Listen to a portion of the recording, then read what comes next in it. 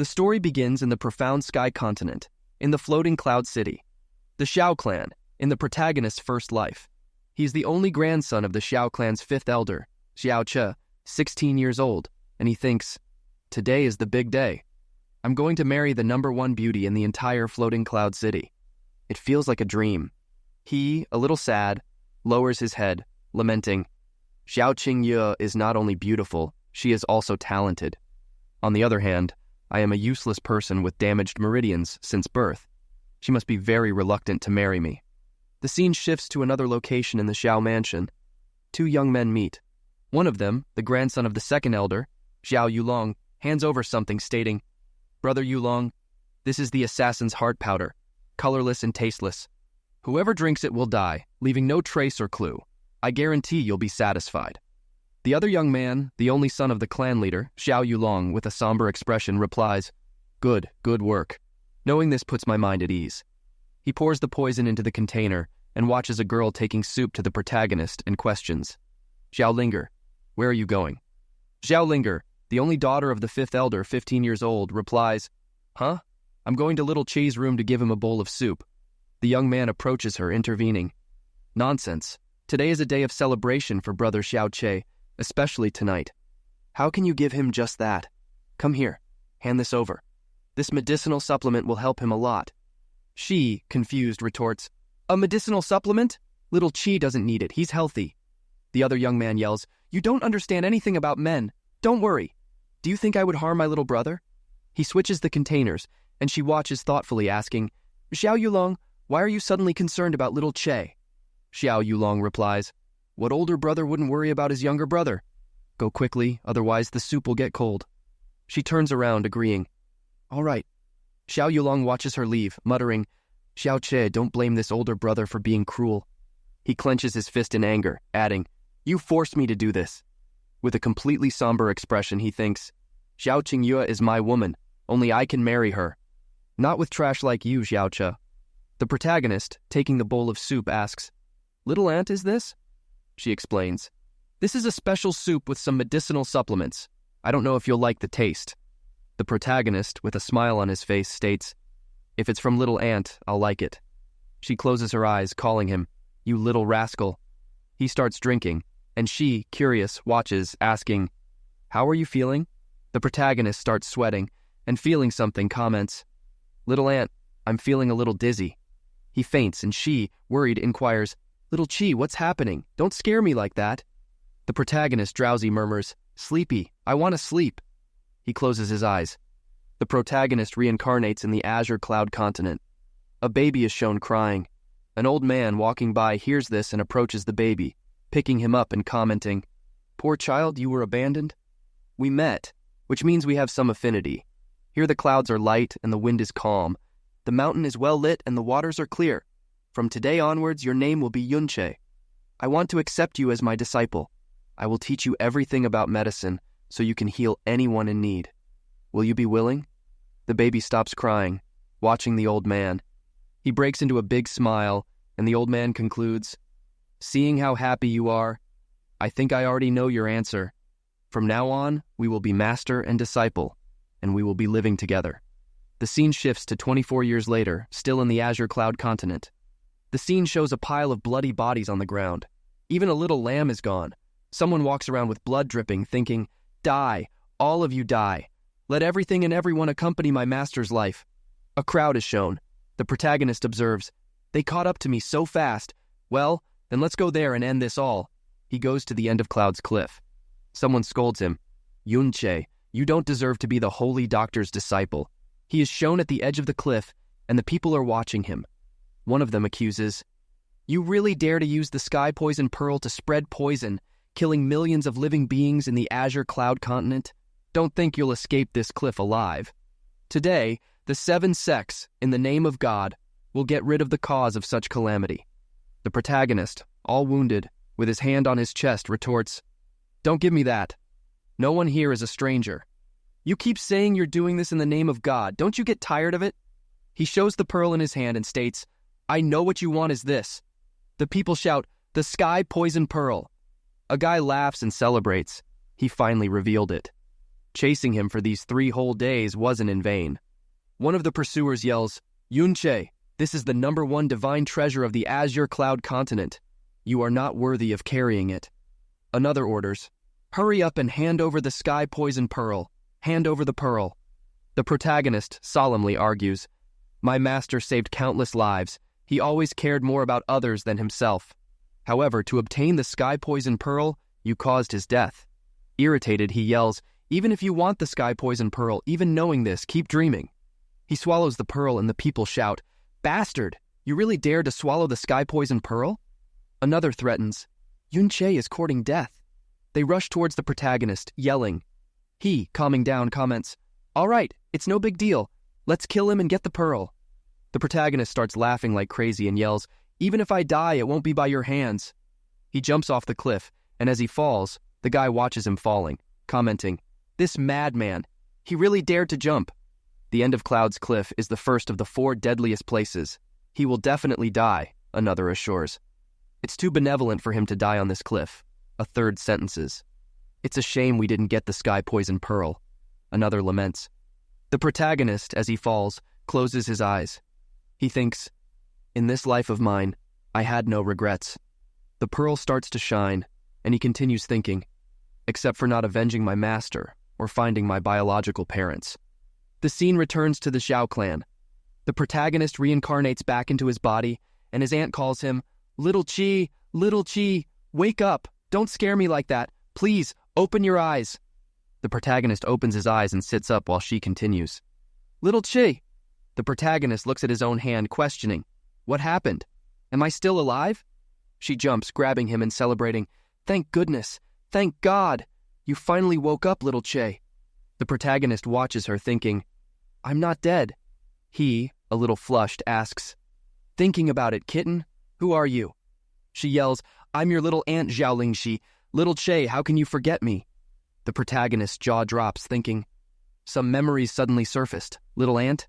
He confirms, "Right, you are my little aunt." He raises a finger, remembering, "We grew up together from a young age until we were 12. We often bathed together." She, all flushed, scolds him, "How indecent! You don't need to mention that. Today is your big day, but you suddenly fainted. You made your grandfather worry." She turns around, leaving, and says, "Wait here, I'll call him." The protagonist watches her and gets up, remembering, "I am Xiao Che from the Xiao clan. Today is my wedding day with Xiao Qingyu. But didn't I die after jumping off the end of Cloud's cliff? Could everything that happened in the Azure Cloud continent have been a dream?" He looks at his own hand, deducing, "Wait, I still have my medical skills, and the sky poison pearl merged with my body after I reincarnated?" The protagonist becomes pensive, licks his lips, exclaiming, "There's still some poison in the corner of my mouth. This is assassin's heart powder." He looks at the broken bowl and deduces, "Death by poisoning. So I was killed by poisoning, and I still reincarnated into the body that was poisoned a while ago in my first life. The sky poison pearl is capable of nullifying any poison, and now it is fused with my body. That's why I'm still alive." He gets irritated by this and, going a little crazy, yells, "What a mess! Reincarnation by itself is already very surprising. And on top of that, I reincarnated together in this place and at this time. It's too much of a coincidence." He clenches his fist with a smile, concluding, "Anyway, I'm still alive. I'm fine. I can have a beautiful wife, so why think so much?" The old man enters yelling, "Z, are you okay? Is your body hurting? Are you feeling any discomfort?" He hugs the main character, who reassures him, "I'm fine, Grandpa." Grandpa, with tears in his eyes, confesses, "I almost died of fear when I found out you suddenly fainted." His aunt watches this thoughtfully and suggests, "Dad, little Z still has to go get the bride. Don't delay him." The old man agrees. "Right, little Z, go get ready." The main character narrows his eyes, confirming, "Right." He leaves, looking at the fallen bowl while someone rushes him. "Come on, you have to get the bride. Let's go, hurry up." His aunt agrees. "Okay, but..."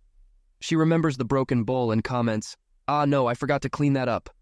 "Right, how was the soup with Xiao Yulong's medicinal supplement?" The main character replies, "Wait, is this Xiao Yulong's soup?" She confirms, "Yes, he said it would be good for you." The main character gives a little smile, thinking, "So that's it. I never thought the person who would kill me was you, my good brother." The narrator states, "The profound strength born from the profound veins is a mysterious power. Whoever possesses it will have much more strength than ordinary people. With this power, people can cut down trees with their bare hands and break rocks with just one kick. Those who do not have profound strength will have difficulty lifting a stone, even if it is the size of a basin. According to profound strength, there are 10 geniuses, each of which is unsurpassed and hierarchical. Profound elemental realm, profound nascent realm, profound true realm, profound spiritual realm, profound earth realm, profound heaven realm, profound emperor realm, profound tyrant realm, profound sovereign realm, and finally the divine origin realm. On the profound sky continent, strength means respect. Here, the kings of profound strength decide their position.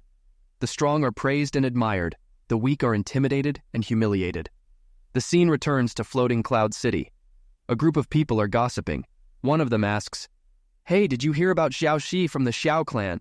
He's going to marry the #1 beauty in all of Floating Cloud City." Another comments, "Xiao Xia? That trash who doesn't have profound strength?" A third questions, "Will Xia Qingyue accept?" And the one who spoke second adds, "I heard that Xiao Xia's father gave his life to save Xia Qingyu, and that's why—" Another one arrives, interrupting them and exclaims, "Oh, why don't I have a father like that?" Another asks, "Why are you talking? How can you compare yourself to this young master?" And the one who spoke first retorts, "You can still call him young master? Didn't you hear about the toilet incident at the Xiao clan?" And the other asks, "Toilet incident?" The guy narrates, "The protagonists of these incidents were Xiao Xie and a servant of the Xiao clan." The servant points to the bucket and orders, "Come here. You were the one who filled this bucket with urine last night, weren't you?" The main character pleads, "I'm sorry, it wasn't intentional. I just drank a lot of water." And the servant mocks, "Sorry my ass, hurry up and dump that yourself." The people start laughing like crazy. One of them suggests, "Guess how it ended?" Another replies, "So Xiao Shi really cleaned his own toilet?" Another one, with tears in his eyes from laughing so hard, comments, "This young master is a joke." And an old man arrives gloomily saying, "It's a shame for Xia Qingyu. She has great talent and beauty, but she'll have to marry this useless guy." Another retorts, "A shame you feel sorry for her. Talk as if she would have eyes for an old man like you." And the old man retorts, "Not wanting to hide from you guys, but at least I'm a level 3 expert in the profound elemental realm. Even one of my farts can kill this so-called Xiao Ji." He farts, and the people watch with narrowed eyes. One of them yells, "What's wrong with you, old man?" Another questions, "Are you trying to act tough? Have some shame." Another, with his hand on his hip, argues, "Well, compared to the useless Xiao Xi, this old man is much stronger." Another laughs and agrees, "Yeah, you're right." The scene returns to the main character and his aunt helping him. She comforts him, "Little Z, don't mind what other people will say when you go get your bride. In your little aunt's heart, you will always be the best." The main character gives a little smile and replies, "Aren't they the same ones who say I'm useless? I'm already used to it." And he thinks, "In my first life, I was considered a cripple because I had damaged my profound veins, letting people humiliate me because of my inferiority complex. In my second life, I was the disciple of a holy doctor, and I still have my medical skills." Someone yells, "He's here. It's time to go." The main character walks towards the door thinking, "Someday my profound veins will be restored, and I will be at the top." Upon leaving, the main character is startled to see the helpers completely disfigured. The main character yells, "Am I going with them to get the bride? They're scary!" And the second grandson of the Xiao clan, Zhao Yang, asks, "Brother, this is the escort that this brother gathered for you. I wonder if you are satisfied." And the main character yells, "Zhao Yang, couldn't you have chosen someone with a better appearance? At least it doesn't have to be this scary. How about it?" And Zhao Yang, extending his hand, argues, "You're wrong, brother. Today you are the main figure of the Xiao clan. Without them, how can we highlight the beauty of our groom?" The guy sticks his finger up his nose, and the main character, startled, asks, "Does my beauty need help to stand out?" A bald man holding a donkey warns, "Young Master Xiaoxi, it's getting late. Please, get on the horse." The main character looks at this and questions, "Is that a horse?" The main character's little aunt yells, "Xiao Yang! Little Xiao is going to get the bride, and you prepare a donkey? Are you not showing respect for my father or me?" Yang, showing both palms of his hands, asks, "Calm down, calm down. The fifth elder is the strongest expert in Floating Cloud City. How dare I offend him?" And she, irritated, asks, "What's going on then? Do you want little Z to travel on this so he can get the bride?" Yang explains, I have no intention of hiding, but today all the available horses in the clan had diarrhea. I also had no choice. Another one arrives asking, why all the commotion? Yang replies, Brother Yulong, what are you doing here? And Yulong replies, I was passing by. Anyway, what's going on? Yang with a smile deflects, nothing in particular. It's not worth bothering Brother Yulong. And the main character states, it's not a big deal. I heard the horses had a diarrhea problem. Riding a donkey is not a problem for me. And the little aunt questions, Little C, why are you siding with Xiaoyang? And Yulong comments, this really is a problem. And the main character argues, if it's to go meet my wife, this is not an obstacle. Brother Yulong, don't you think so too? Yulong looks at him and wishes, then I wish for the younger brother to be reunited with his wife as soon as possible. This older brother will not delay you any longer. And he turns around saying, let's go. The little aunt, irritated, questions, why didn't you tell Xiao Yulong the truth? It was obvious that Zhao Yang was making fun of you. The main character looks at her and retorts, they both plotted this together. Do you really think Xiao Yulong would do justice? And she, irritated, leaves saying, I'm going to tell your grandfather. This went too far. And the main character exclaims, no, I won't be able to get married if you cause a commotion. And she asks, can't get married? Would that be better? And the main character questions, little aunt, what are you talking about? And she, with a little smile, deflects, nothing. And the main character, placing his hand on the donkey, announces, then I'm going. She watches him leave, thinking, little Z, why? Today is little Z's big day. I should be happy. Tears appear in her eyes, and she asks herself, why am I crying? I should be smiling. The protagonist going thinks, if you weren't my little aunt. He continues forward, and Yulong is shown. Yang Gui comments, Brother Yulong. Yulong slaps him in the face, yelling, pathetic! Didn't you say that anyone who consumed the assassin's heart powder would definitely die? Why is Xiao Qi still alive? The boy fallen on the ground becomes pensive and, with a smile, says, I don't know what happened. He gets up and extends his hand, completing, it seems that Xiao Qi fainted, but suddenly he woke up again. Yulong, irritated, rants, and because of that, now I have to see Zhao Qingyue marry that useless loser. The young man opens his arms, reassuring him, don't worry, boss. During the trip to get the bride, there will be plenty of opportunities. For example, we can steal the bride by force. Irritated, Yulong curses him. Idiot! If it were that simple, would I have waited until now? Xiao Qi may be a good-for-nothing, but his grandfather is at the 10th level of the spiritual realm's depth. There's no one in the floating cloud city who can compete with him. He punches the wall, irritated, and completes. With that old man, who would have the courage to mess with Xiao Qi openly? The young man with a smile argues, boss, you don't really need to worry so much. Let's think about it from another angle. Zhao Qingyue is the #1 beauty in floating cloud city. Even if she accepts the marriage with his status, she would never allow him to touch a finger on her. The young man kneels and argues, even if you search all over floating cloud city, someone worthy of Zhao Qingyue must have talent and elegance. And that person is you, boss. Yulong, suspicious, asks, don't suck up, but keep talking. And the young man, darkly, suggests, Xiao Qi fetching the bride is not the same as fetching her for you. When you get to know each other better, with the advantages you have over him, cheating on Xiao Qi will be extremely easy. That way, Xiao Qi's wife will be the same as your wife, boss. After hearing this, Yufeng puts his hand on his chin and cracks a smile, confessing, hearing you, I feel quite excited. Maybe it was good that he wasn't killed by the poison. The scene shows the protagonist passing by the city people. Someone comments, no wonder this is the richest clan in Floating Cloud City. Just this red carpet must be tens of kilometers long.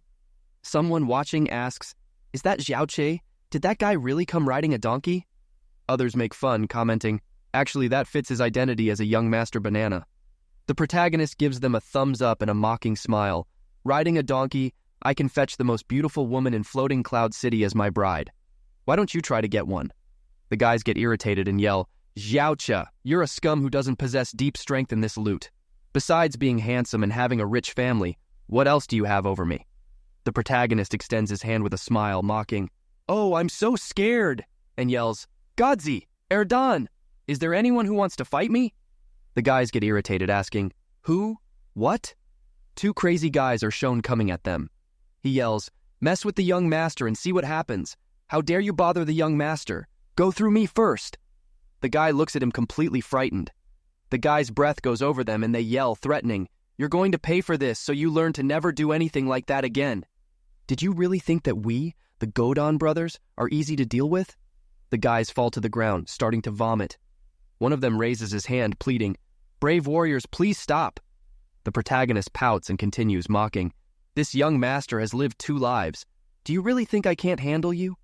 The scene cuts back to further ahead, and the protagonist, getting off the little donkey, is startled by a yell. "Brother-in-law?" A guy grabs the protagonist, saying, "Brother-in-law! Today you finally officially became my brother-in-law." The protagonist, confused, asks, No, wait." The big guy hugs the protagonist. The protagonist, suffocated, asks, "Yuamba, let me go or your sister will be a widow." Zhao Yuamba, 15 years old with a smile on his face, apologizes, "I'm sorry, brother-in-law. I'm a little excited." The protagonist, wiping the sweat off his face, asks, "Don't get so excited. You know I can't handle your little body." Yuamba observes, "You've grown a lot." Yuamba, with a big smile on his face, comments, "Hey, instead, now I see my brother-in-law as a small bean sprout." The protagonist narrows his eyes, doubting, "Maybe that's not a good thing. You're only 15 years old." A maid comments, "Wow, look, is that Xiaoche? But why did he come riding a donkey all the way up here? No wonder he earned the reputation of young Master Banana." Yuamba, irritated, yells, "Don't say bad things about my brother-in-law." The protagonist extends his hand, reassuring him, "Don't worry, let them talk." Someone yells, "Don't be rude." Zhao Qingyue's father, Zhao Hongui, is shown, and they yell, "Master!" The protagonist greets him, saying, "Zhao Qi greets his father-in-law." The old man, putting his hand on the protagonist's shoulder, says, "Cha, from today onwards, I leave Qingyue in your hands. Although you are not exceptional, your father, my sworn brother, Xiao Ying, was a true hero. Because you are Xiao Ying's son, I believe that you will never be an ordinary man." The protagonist, with a serious look, calls him father-in-law. He turns around, recommending, "Treat my daughter well, and as for the gossip, ignore it." The protagonist exclaims, "I know I'm a cripple now, but someday the dragon sleeping in the valley will awaken. And at that moment, all the contempt and humiliation against me will disappear like smoke, or spread like the clouds." His father-in-law says, "Well, I think you'll have a good future." The scene shows Qingyu coming out, all charming. The protagonist approaches her and says, "Be careful." He holds her hand and says, "Come in." The maids, crying, comment, "Why did it have to be Xiaoche? Poor miss." The protagonist, feeling the ice in his hand, thinks, "It seems I still can't touch this wife." A guy watches the two and warns, "She's coming. Xiao Qingyue is coming." Another guy asks, "What will Miss Xiao Qingyue's face look like? I'm anxious." Another, with a smile, comments, "It would be nice to take a look." And another rebukes them, "Don't dream. Only the groom can be the first to look at the bride's face." The scene shows the old men gathered, and one of them instructs, "Second bow to the ancestors." They bow their heads, and the old man says, "Good." A guy in the corner, master of the Zhao clan, watches this thoughtfully, and someone announces, "Husband and wife, exchange bows."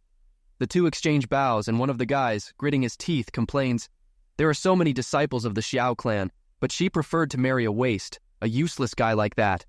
Another, indignant, agrees, "I'm so angry. Obviously I'm stronger than Xiaoqi." And his aunt rebukes him, "It's a blessing that she's marrying little Xiaoche. It's not like you say." The other retorts, "Xiao Qingyue is an unparalleled genius.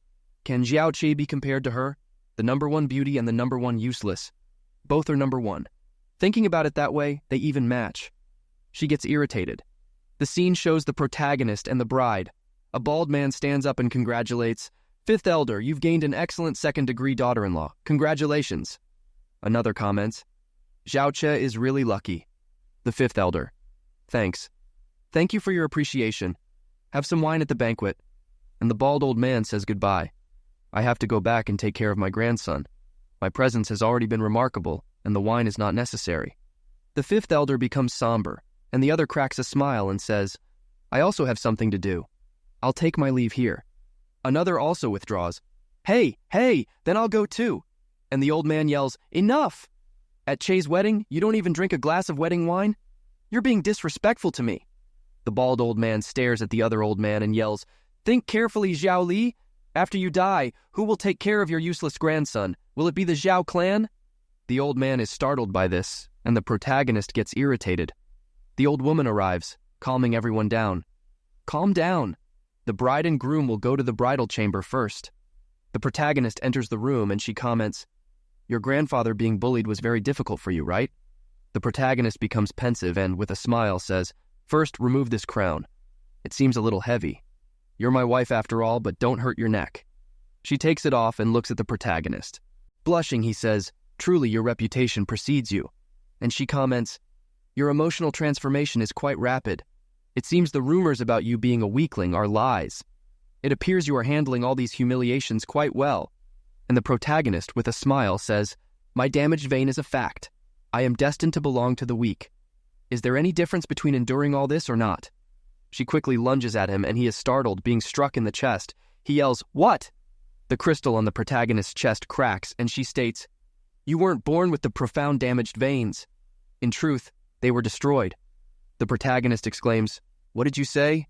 And she continues, the most probable thing is that they were severely damaged when you were younger, and no one noticed in time.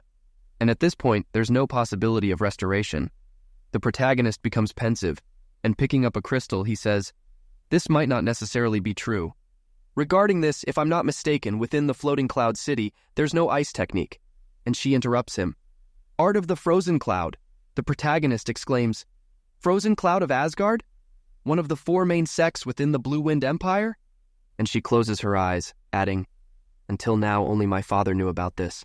And since now, at least on paper, you are my husband, there's no problem in telling you. Back then, to save my life, Uncle Xiao suffered severe damage to the point where he couldn't defend himself when he was attacked. The protagonist comments, my father, he... And she interrupts him again. Although it was to repay your kindness, I don't regret marrying you. However, we can't continue our marriage. The protagonist becomes pensive, and she continues, don't misunderstand me. I never looked down on you. A mist of icy fog appears in the room, and she says, those who wish to practice the art of the frozen clouds must first practice the frozen heart. The frozen cloud sect of Asgard only accepts women. They must be pure, never contaminated by feelings. Despite having married you, I won't fall in love with anyone in this life. The protagonist observes, and someone yells, young master, it's time for a toast. She looks at the protagonist and advises, you should go. The protagonist quickly leaves, saying, then I will.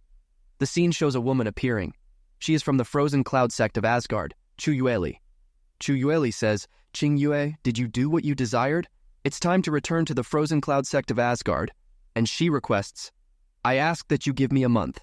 If I leave right after the wedding, he will suffer endless trials, master. And the master replies, very well. An exception was already made for you to get married. Extending it for another month won't be a problem either. And she thanks her. Thank you, master. By the way, is it truly impossible to restore his profound veins? And she answers, Qing Yue, you are a kind, compassionate person, and you have a grateful heart. That's very good. However, the master cannot help you this time. The protagonist returns to the wedding hall and says, great elders, please drink. The bald man takes the cup and makes a sound of disgust. The protagonist gets irritated. The other man spits and declares, a delicate flower was placed on top of shit. The protagonist gets even more irritated and thinks, I'm giving them face, and these old geezers didn't know how to accept it. If I hadn't used all the power of the heaven's poison pearl in my previous life, I would have poisoned you all tonight. A wine pot slams on the table, and Yu Feng arrives saying, younger brother, have a drink with this older brother. And the protagonist retorts, but I'm not good with alcohol. And the other man places his hand on the protagonist's chest, arguing, we are giving you face, and you refuse? Let's drink. The protagonist, looking at the symbol on the man's hand, laughs to himself and replies, then I shall accompany my older brothers. And Yu Feng laughs and adds, we won't stop until we're all drunk. The scene shows everyone passed out, drunk. And the protagonist leaves, making a noise and thinking, with all the internal space of the heaven's poison pearl, even the clan's mansion could fit inside, and they still dare to try and get me drunk? The protagonist looks around and thinks, I'll get rid of the wine first. The protagonist starts pouring the wine out. The maids are startled by this, and one of them asks, what is the young master doing? The other one replies, he's urinating anywhere. This is terrible. And the protagonist cracks a smile, thinking, it would be a bit boring to go back like this. I'll give my wife Qing Yue a little surprise. I'll put on a bit of a wine smell and pretend to be drunk. The maids observe and comment, wow, is he washing his face with urine? Even if he's drunk, he shouldn't do that. And the other one agrees. How disgusting. Let's leave. And the protagonist enters all red-faced, saying, Wife Qingyue, I'm drunk, I want a hug. He gets kicked and sent flying away. The door closes and the protagonist, holding his head, complains, What a heavy blow! Do you want to kill your husband? And he yells, Open the door. It was just a joke. You can't leave me outside the room on our wedding night. The others will make fun of me. She becomes pensive, and the protagonist approaches the door, continuing, And besides, I'm your husband. Can you bear to see other people making fun of me? The door opens and the protagonist enters, laughing, and invites her, Wife Qingyue, shall we go to bed? And she replies, You are not allowed to be within 5 steps of me. Also, you are not allowed to call me wife. And the protagonist inquires, Then where will I sleep? And she determines, You will sleep on the bed, and I will sleep on the floor. The protagonist protests, How can a man let his wife sleep in such a place? And she points, deciding, Then you will sleep there. And the protagonist thinks, Is she really going to make me sleep on the floor? And with a smile he says, Wife Qingyue, you seem to hate me a little. Actually, I'm not drunk, I was just joking. And she affirms, I know, and never call me wife again. And the protagonist argues, I sought you out, and you accepted. We even paid respects to the ancestors. Am I wrong to call you my wife? And she narrows her eyes, declaring, I hate people who urinate anywhere. And the protagonist justifies himself. Urinate? I was just pouring out the wine. And she reveals, I was also joking.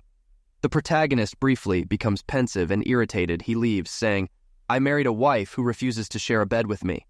Is the hard floor a place where people usually sleep? What a rage. If this young master had the strength to defeat you, I would have already pushed you onto the bed. And he thinks, How can I restore my own strength? Profound veins. I can't stay like this for the rest of my life. The protagonist is startled and, using the pearl, he wonders, Could this be it? He stops, thinking, In my previous life, when I was on the Azure Cloud continent, the pearl only glowed 6 times.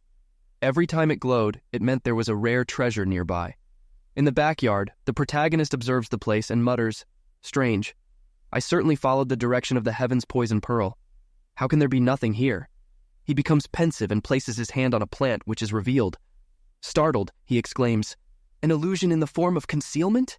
It receives light to be revealed. My God, hidden star herb. And there are 2. In my last life, when I lived for 24 years, I only managed to find 1. He observes his surroundings, pondering, These are treasures that can be used to kill people or to plot against someone.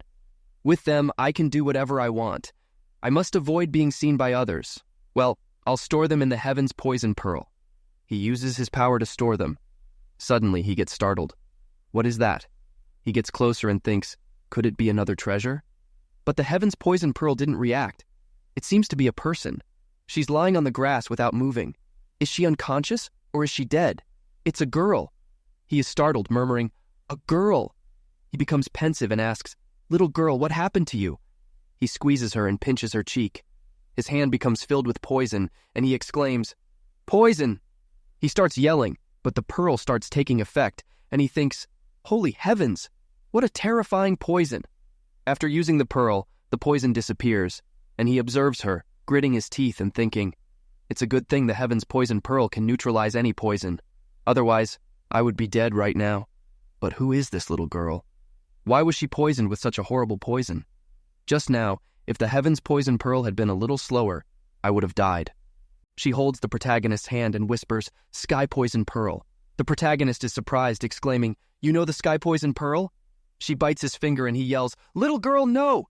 She starts to draw blood and the protagonist begs, No, no, my blood! After taking some of the protagonist's blood, she disappears. And he murmurs, Huh? Gone? No, she's inside the sky poison pearl. He enters the pearl's space and approaches the little girl. Watching her, he thinks, She is purifying the poison from her body. But the sky poison pearl has already fused with my body. How can she do this arbitrarily? Was it because she sucked my blood? The protagonist turns red with a smile on his face and extends his hand, saying, Anyway, since you are living inside my body, wouldn't it be too much to charge rent? Just pay me with your body. The protagonist holds his own hand, exclaiming, No, she's a a little girl. How can I do something so despicable? And he thinks, At the very least, I should wait another 2 years. Outside, The protagonist, holding his own arm, states, "That's right. The fact that I don't want to touch her has nothing to do with her identity." Someone questions, "Little Che, who are you going to touch?" The protagonist looks back and answers, "No, I don't intend to touch anyone." His little aunt asks, "What are you doing alone in the mountains in the middle of the night?" And the protagonist justifies, "I couldn't sleep, so I went out to look at the stars." And he thinks, "Well, I couldn't say that my wife didn't let me sleep in the same bed with her, and that's why I left. That would be embarrassing." And the little ant warns, "Is it too dangerous to stay here if there are bandits around?" The protagonist, with a smile, comments, "No wonder you're not sleeping at this hour of the night. It turns out my little ant was worried about me." And she, surprised, retorts, "No, it's not like that. I also went out to look at the stars." And she thinks, "You just got married. How could I sleep, idiot?" And the protagonist, extending his hand to her, invites, "In that case, let's look at the stars together." The two sit under a tree and the protagonist observes. Speaking of which, it's been months since we looked at the stars together under the moonlight. And she recalls, "Yes, I still remember that winter night. That time, we watched the stars for a long time and, without realizing it, we fell asleep. We didn't expect it to start snowing during the night. The next day, we were found like two little snowmen. Your grandfather was very scared." She laughs, remembering. "Later, we recovered after staying by the fire for 2 days." And the protagonist adds, "Yes, we also drank a very bitter medicinal soup." The protagonist whispers, "Little aunt." He gets close to her face, and she puts her hand in front, stating, "Little Chi, you can't kiss me like you did when we were kids. We've grown up. You're already married." And the protagonist thinks, "I'm married, but King Yui and I are only married in appearance." And he declares, "But I really want to kiss you. What should I do?" And she replies, "Then you have to marry me." The protagonist, with a smile, confesses, "If you weren't my little aunt, I would definitely marry you." She blushes upon hearing this. The protagonist is a little confused and she shakes her head. The protagonist asks, "Little aunt, what are you looking at?" And she retorts, "You're already married. If King Yui hears what you said." And the protagonist exclaims, "I'm not afraid to say I want to marry you. Even if King Yui is here, I'll still say it. You also know that I didn't really want to marry her." And the little ant whispers, "Little Chi, I know how you feel. Don't say that again. I'm still your little ant, right?" He opens his mouth and smiles, placing his hand on her shoulder as she says, "Knowing how you feel is enough for me." Later, the scene shows King Yui watching the two. She goes back to the room, grabs a blanket, and covers them. Earlier, the protagonist wakes up and thinks, "Huh? A blanket? Damn. Isn't that our blanket that was on my bed? Don't tell me that on my wedding night, not only did I spend the night sleeping with another woman, but my wife also personally brought me a blanket? That's somehow very exciting." The scene shifts to the Shi clan. A guy arrives yelling, "Clan leader, something big has come up." The clan leader asks, "It's still early. What happened?" The guy delivers, stating, "It's the Zhao sect, a letter from the Zhao sect." Stunned, the clan master questions, "Zhao sect?" and yells, "Go inform the elders and deacons to go to the meeting hall immediately." The scene shows the protagonist entering. He makes a noise and his bride comments, hiding behind the door, "Could it be that because you had such a comfortable sleep last night, you didn't dare to come back?" The protagonist argues, "Well, let's just say it wasn't that comfortable." And he thinks, "How comfortable? Try sleeping sitting down to see if it's comfortable." The protagonist is surprised and holding her hand says, "Qing Yu," and she yells, "Xiao Qi, you..." The protagonist interrupts, "Call me husband, quick. I'll be here."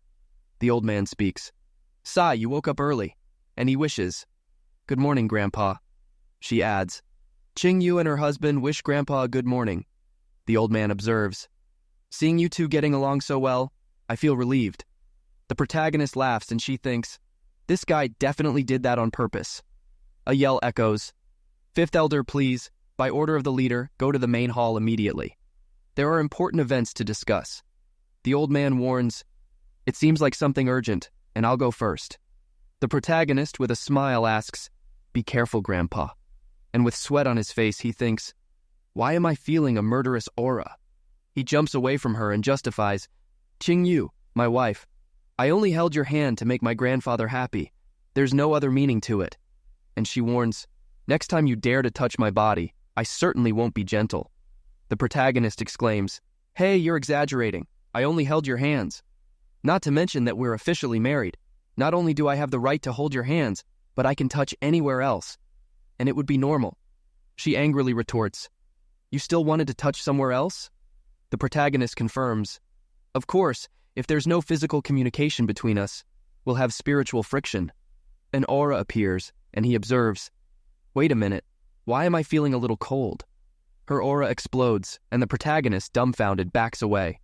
She becomes somber, and the protagonist yells, "No touching! I won't touch anywhere! I was kidding!" The scene shifts to a meeting. The clanmaster states, "This is the case. Everyone already knows what to do with the younger generation." The bald elder laughs and speaks, "On my part, there's no problem. I'm sure I'll make the most of this rare opportunity." The other comments, "Well, someone's grandson isn't prepared. I'm afraid there's no chance this time." The protagonist's grandfather becomes pensive. The scene shows some people training. A guy punches a tree and the others continue to train. After the punch, the guy wipes his sweat thinking, "A workout can be very refreshing from time to time." The protagonist observes, saying, "Why are they so dedicated today? These guys used to be lazier than each other." Someone exclaims, "Honorable sir, you are like the starlight in the dark night, illuminating my world and igniting my life. My lord, you are too handsome, so much so that I would be willing to do anything for you." The protagonist watches this, completely scared, while the guy thinks, "In the art of flattery, I am the best. No one in the Xiao clan can match me. This opportunity will definitely be mine." And the protagonist thinks, "Is this guy practicing flattery? How disgusting." After all, what the hell is going on here? Why is everyone acting so strange?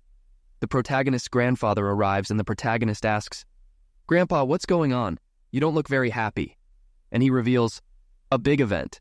This is a big event for the Xiao clan. A letter came from the Xiao sect saying they will send some men here in a few days." And the protagonist exclaims, "The Xiao sect will send people to this small Xiao clan? Are they crazy? Compared to the Xiao sect, we are, at best, a noble relative. Who would care? Why did they suddenly send people here?" And his grandfather explains, "There's something you don't know, but the founder of the Xiao clan, Xiao Biele, was the son of Xiao Zheng, an elder of the legislative control department of the Xiao sect. Xiao Biele had been expelled from the Xiao sect. Now that Xiao Zheng has died before his departure, he remembered his son and felt remorse. So, he left an oral testament to give the Xiao clan a spot to enter the Xiao sect. The old man sighs and says, "Of course, the one who will enter the Xiao sect will certainly be from the younger generation, with the greatest talents in the clan. So it has nothing to do with us." And the protagonist comments, "It's no wonder these guys are killing themselves training. Besides, they even trained in flattery, so it was all for this opportunity." And his grandfather says, "Little Z, don't feel bad. Even if you let the opportunity pass, it's also not a big deal." And the protagonist says with a smile, "There's no reason for me to feel bad, Grandpa. You haven't had breakfast, right? Well, let's have breakfast. I'm going to take the opportunity to take some to my little aunt in Qingyu." The old man replies, "Yes." Another watches, laughing, and goes towards a room saying, "Older brother Xiao Xi and Xiao Li left. Apparently they're going to the east courtyard. This is a good opportunity. Xiao Qingyu is definitely alone now. Older brother." The older brother cuts him off, laughing, and says, "I know what I have to do." The scene shifts back to Xiao Qingyu. Someone comments, "It's no wonder she's the #1 beauty in Floating Cloud City. Even meditating, she's so charming." And Feng, making a gesture, says, "Miss Xiao, I don't know if you—" And she interrupts him, saying, "Xiao Xi is not with me. Turn around and leave." And he, irritated, says, "That's unfortunate, but being able to meet Miss Xiao means I didn't come for nothing." And she replies, "I'm cultivating. Forgive me for not being able to receive you." And he, irritated, thinks, "This woman doesn't even give me face. It seems I'll have to be a little rude." He prepares to attack her, saying, "I heard that Miss Xia, at 16 years old, is at the 10th level of the profound elemental realm, and Long has always admired her." He extends his hand towards her, saying, "How about we spar a little?" She extends her hand, and the guy, drooling, thinks, "What a beautiful jade hand. I wonder how it feels to touch it." Her hand passes right through his, reaching close to his face, and he thinks, "So fast." And then he receives a slap to the face, falling down and losing 2 teeth. And she, watching him, says, "It seems that young Master Xiao is not very good at fighting. Go away." He, toothless and all messed up, asks, "What happened?" I'm at the third level of the nascent profound realm. I'm one realm above Qingyu. Even if I hadn't used all my strength, I wouldn't have lost either. Did she hide her power? At only 16 years old, she reached level 10 of the profound elemental realm? This has already broken all the records of Floating Cloud City. It's impossible that she's even stronger than that. And she questions, what is it? Does it seem that the great young master Xiao Yulong is not satisfied? And the guy, with a smile on his face, affirms, before, I was just testing, so I didn't use all my strength. This time, I'll go all out. An aura appears around him, and he exclaims, Miss Shi, pay close attention to this. He charges towards her with everything he has, and she extends her hand with blue energy and slaps him again, throwing him away and ordering, the fight is over, go away. He becomes pensive, spits blood, yells, and thinks, this woman is definitely hiding her power. The protagonist, carrying a bucket, arrives and asks, I wonder if my wife Qingyu likes stuffed rolls. Anyway, my little aunt really likes them. He is startled and greets him, asking, if it isn't Brother Yulong, it's only been a few days since I last saw you, Brother Yulong. What happened? Deformities suddenly appear on his face. Yulong points and exclaims, you! And the protagonist yells, my God, no deformities appeared at all. This was clearly a beating. Tell me who did this? Such brutality. And he leaves, making a gesture and affirming, training. I fell while training, don't worry. And the protagonist says, well, then Brother Yulong must have pushed himself hard. Yulong leaves, and the protagonist waves goodbye, saying, I won't bother you anymore, go slowly. And he thinks, keep pretending. It's obvious you were bothering my wife. Not even I have the courage to touch my wife. And you think you can? The protagonist greets her, saying, Qingyu, my wife, I brought you breakfast. And she says, Xiao Yulong was here. And the protagonist replies, I know. I ran into him a moment ago. Qingyue, my wife, can I ask you a question? She gets a little confused, and the protagonist, with a serious look, asks, after all, what level is your profound strength at? She narrows her eyes without answering. The protagonist circles her, thinking, and stares at her closely. She, irritated, asks, why are you staring at me? And the protagonist, with a smile on his face, replies, waiting for you to answer me. Communication between husband and wife is very important regardless of the mind or body. And she retorts, mind and what? The protagonist says, nothing. And he thinks, I'm sure I didn't marry a wife, but a block of ice that hits people. He coughs a little and says, Qingyu, my wife, actually, I have something important to ask you. Do you wake up from dreams every day at 3 a.m? And besides that, for 30 minutes, your whole body freezes and your 4 limbs hurt? She, confused, asks, how do you know that? And the protagonist, a little flushed, finishes, and one last thing. He, scared, stammers and asks, has your period been late for 7 or 8 days? After saying that, the protagonist runs off and hides behind a tree. Qingyue watches this thoughtfully and, a little confused, asks, can you tell me what you're doing? And the protagonist behind the tree replies, I'm afraid you'll kill me. And she says, don't be so dramatic. At most, I'll break your legs. And he exclaims, don't joke with such a serious face.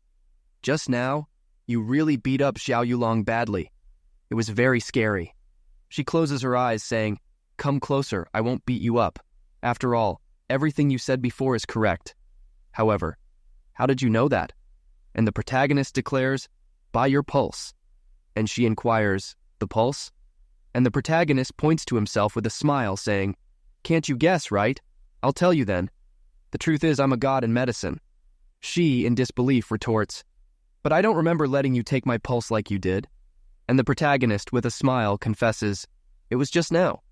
I took the opportunity when Grandpa was coming and touched your hand. And she exclaims, so at that time, you did that on purpose?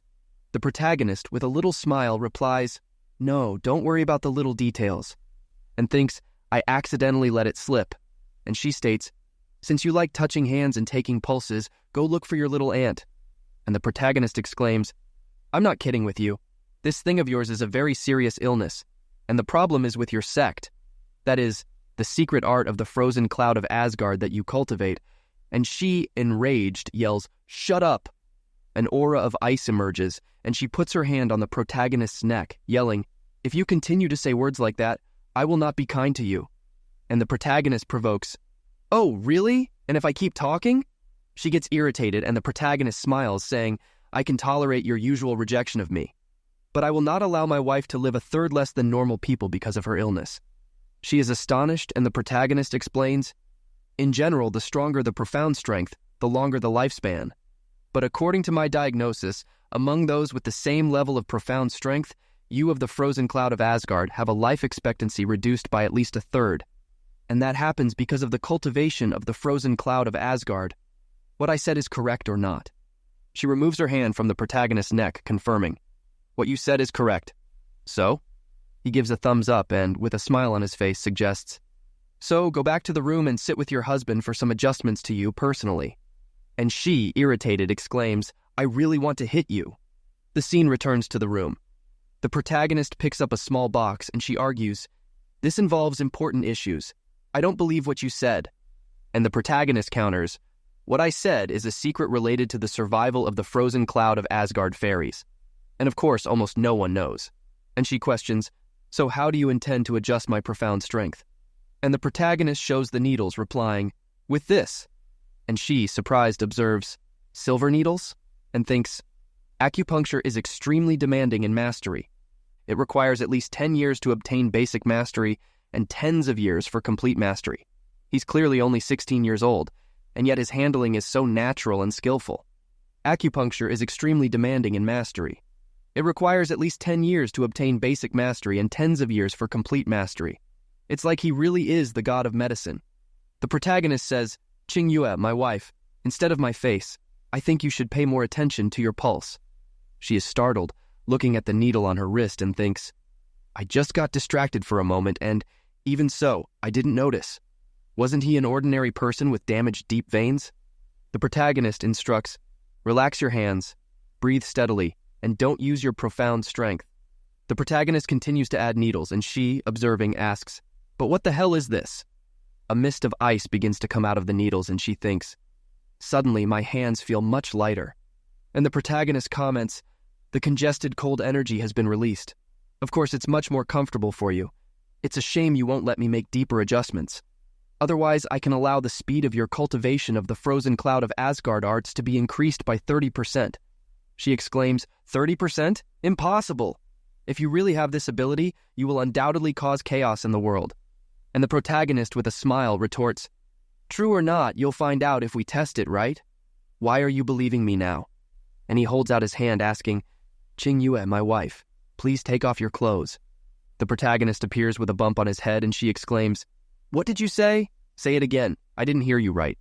The protagonist replies, I didn't say to take it all off. Did you really need to bathe? And she continues, in short, your medical skill is real.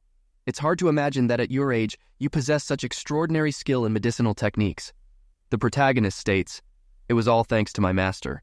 He reminisces, recounting, my master was a great doctor who saved countless lives, and I met him when I was still very young. He sighs and laments, forget it. Why talk about it? Well, about the deeper adjustments I mentioned a little while ago, it was just to show your back. And she questions, are you sure you can allow me to permanently increase my cultivation speed by 30%? The protagonist smiles, assuring, absolutely certain, and thinks, within the continent, power means respect. There is no one who can resist this temptation. And she, turning around, confesses, let me see your mysterious medical skills. The protagonist stands behind her, thoughtful, and she, blushing, asks, do I really have to undress? The protagonist points, ordering, take off your clothes. And she, blushing, makes a small sound, taking off the top of her clothes, and yells, start immediately and don't think anything wrong. Otherwise, you'll know the consequences. The protagonist, upon hearing this, thinks, isn't a woman's body meant for her husband to see? Being so unwilling, it's like I'm forcing a decent woman into prostitution. But on the other hand, my wife's skin is very white. What would it be like to touch her? No, you have to get rid of the distractions. The protagonist becomes completely focused and takes the needle, energizing it and adding it to her back. He continues to add one needle after another, and she, blushing, thinks, my back only feels the touch of the needle tips. This guy who has a habit of using indecent words but now didn't take the chance to touch my body is actually a noble man. She thinks, is he pretending to be lewd? But he gains nothing by doing that. It's really hard to read this person. What is the real him? The protagonist moves a needle and she exclaims, profound strength, Xiao Che, you? And the protagonist exclaims, don't move. And she exclaims, "But your profound strength was already very pitiful because it was so little. Using it in this way, it will be too much wear and tear on your body." And the protagonist assures, "It's okay, I can still take it."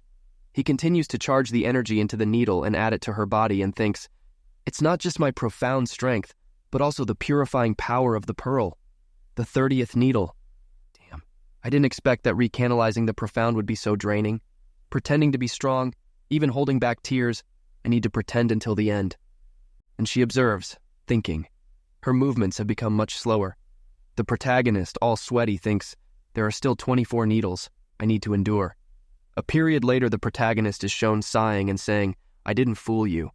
A power arises in her body and she, looking at her own hands, thinks, "My profound strength is flowing incomparably well. He really did it. Even if my master doesn't see it now, at this moment, she will be absolutely surprised." And she says, "I didn't expect you, who is despised by everyone, to have such an amazing ability. You know, I'm leaving in a month. So why did you do so much for me, and with such dedication?" The protagonist smiles, saying, "For 3 reasons. First, almost everyone despises me, but you don't. On the contrary, you have always protected my pathetic dignity. Last night, when you came looking for me because you were worried about me, and even brought me a blanket. Those who treat me well, I will treat them even better. Second, at the end of the day, you are my wife. And the third is also the most important. It's because I think your appearance without clothes should be great too." The scene cuts to his grandfather, looking at the grave of his own son. Sadly, he murmurs, "Inger, something happened recently in the Xiao clan. The Xiao sect finally sent someone. The chance to revive the Xiao clan has arrived. However, you are no longer here to see it. Xiao Shi started a family. Although he is not your real son, it was the life for which you used yours and your own sons to preserve. That is why I will also do everything I can to keep him safe." He exclaims, "Who is it?" And Long lowers his head, replying, "Greeting the 5th elder. I didn't know the 5th elder was here. And did Long bother you?" The old man disappears. Long is startled, questioning, "Where did he go?" The old man appears behind him darkly, inquiring, "Long, did you hear anything just now?" He yells, "Long has just arrived. Was the 5th elder saying anything?" And thinks, "What a terrifying murderous aura." And the old man asks, "What are you doing here?" Long exclaims, "Since the messenger arrives tomorrow, Long wants to tell this good news to the deceased great-grandfather." And the old man comments, "I understand. The messenger from the Xiao sect will arrive tomorrow. You are the one who has the best chance of being selected." He turns and affirms, "Then you will be the greatest hope to reactivate our clan." Long lowers his head, confessing, "The 5th elder's words are comforting, but I fear I am not worthy." And clenching his fist, he thinks, "This old man, he was very insightful. I almost gave my life away here and now. Anyway, Xiao Shi is not Xiao Ying's real son. I didn't expect it. This is really very interesting." The scene cuts to the bald old man yelling, come on, there is still not ready. Hurry up, clean up. If we make the messenger uncomfortable, I'll kill you." He looks at the ugly girls and orders, "And those maids? The pretty ones stay in front, and the ugly ones stay hidden. If you pollute the messenger of the Xiao sect's eyes, I'll send you to the brothel." Someone yells, "Hurry up," and the protagonist gets up, annoyed, questioning, "Who is it? It's still early. Are you going to let people sleep or not?" The protagonist is startled and says, "I feel something a little soft in my hand, and a little cold too." He looks to the side and King Yue grabs his arm and slaps him in the face. He asks, "King Yue, my wife, we've been husband and wife for a long time. I just touched it for a moment." "You didn't need to do that, did you?" And she snaps, "Last night I let you sleep in bed with me because you were half dead from exhaustion. But I didn't let you touch me. Dare to have a next time and Xiao Long will be your example." The protagonist with a swollen cheek exclaims, "No! What Xiaolong did was flirt with someone else's wife, but what I did was touch my own wife. Now how am I going to see the guest with this slap mark?" She touches the protagonist's cheek, freezing it, and offers, "I can help you with the swelling." Sweating, the protagonist says, "Then I should still thank you." And she replies, "You're welcome." The protagonist is thoughtful about this, and she gets up, commenting, "By the way, today I will not go to the messenger of the Zhao sect's welcome ceremony." And the protagonist asks, "Why? Don't you want to meet the messenger everyone's talking about so much?" And she replies, "I don't want to." And he, with a little smile, teases, Even the clan chief wants to lick the messenger's shoe. But are you too lazy to go? No wonder the disciple of the frozen cloud of Asgard, very stubborn. And she, looking at him, reveals, I heard the master say that the man sent by the Xiao sect is Xiao Guangyun. His cultivation is quite common, but he is a man leaning on his Xiao sect backing. He does all sorts of atrocities. You must be very careful. And the protagonist replies, well, I'll keep that in mind, and thinks, my wife, King Yue, is still worried about me. The scene shows the disciples lined up. One of them exclaims, we've been waiting here for 5 periods and he doesn't show up. He has no consideration at all. Another yells, that's right, they think they're sovereign now. Another comments, speaking of which, compared to our Xiao clan, he really is a sovereign. One of them warns, the messenger of the Xiao sect is here, and the clan master orders, quick, let's receive him. The scene shows some colorful horses and a carriage. A guy with 2 women appears on the scene. The staff observes, and one of them comments, wow, I'm envious. No wonder he's the messenger of the Xiao sect. Wherever he goes, there are always beautiful women serving him. Another says, it would be nice if one day I had that too. And the sect master exclaims, Xiao Yunhai, welcome the messenger of the Xiao sect. The guy, now inside the clan, comments, if it weren't for Elder Xiao Zheng's death, I wouldn't know there was a place like this. A place where not even the birds shit. The clan master lowers his head, agreeing, that's right, it's true. And the messenger continues, but the dead are important, and that's why I came here, to fulfill the elder's will. He gets angry about something and slaps the woman. The staff are a bit confused by this, and the messenger, irritated, yells, didn't you hear me talking about sad things? So don't pinch me, get out of here. The protagonist watches this thoughtfully, and a guy ponders, how exaggerated. Another thinks, that's right, what did she do wrong to get hit? Damn it. And the messenger continues, does anyone have a problem with that? And the staff, with smiles on their faces, exclaim, that slap was the best. Such an action is a great example for the younger generation. This is mainly because the force applied was very fair. And the guy points to the clan master, ordering, tomorrow morning gather all the people of your clan in the courtyard. No one can be absent. I will select one person to take back to the Xiao sect. And the staff, mouths agape, think, the rumor was true. Just enter the Xiao sect to have a bright future. Even if you enter as a servant. You don't even have to be a servant. Even if I came in as a dog licking shoes, I would accept. And the protagonist observes, the people of this clan have no salvation. And the guy continues, since we've come, it's obvious that there will be no shortage of gifts. The clan master takes the box and the guy explains, inside here is the deep recanalization powder. It can increase the speed of cultivation for a certain amount of time. And the guy exclaims, deep recanalization powder? The disciples think, it's the legendary medicine, deep recanalization powder. No wonder they are from the Xiao sect, so generous. This item will definitely be included in the treasure pavilion. And the messenger watches, amused. A bunch of idiots who haven't seen the world out there. And says, by the way, for the deep veins that have been damaged for any reason, the deep recanalization powder also has an excellent restorative effect. The protagonist's grandfather is startled by this and thinks, if I can get the deep recanalization powder, Zur has had his deep veins damaged since he was little, so he has suffered all kinds of humiliation. The clan master intervenes. It wasn't easy for young Master Xiao to come here. Long, guide the gentleman to stroll around a bit. And Long replies, yes, father. He follows the guy and comments, young Master Xiao, although the floating cloud is small, it has almost everything you need, especially charming women. And the messenger exclaims indignantly, charming women for what? Do I look like that kind of person to you? And Yulong explains, Master Xiao is full of honest energy. Of course it doesn't look like it. He makes a noise of disgust and Yulong thinks, is your heart unaware of the kind of person you are? The guy blushes and Yulong continues, young Master Xiao, what is? He observes Jia Qingyu and asks, who is that girl? I didn't know there was such a charming woman in the world.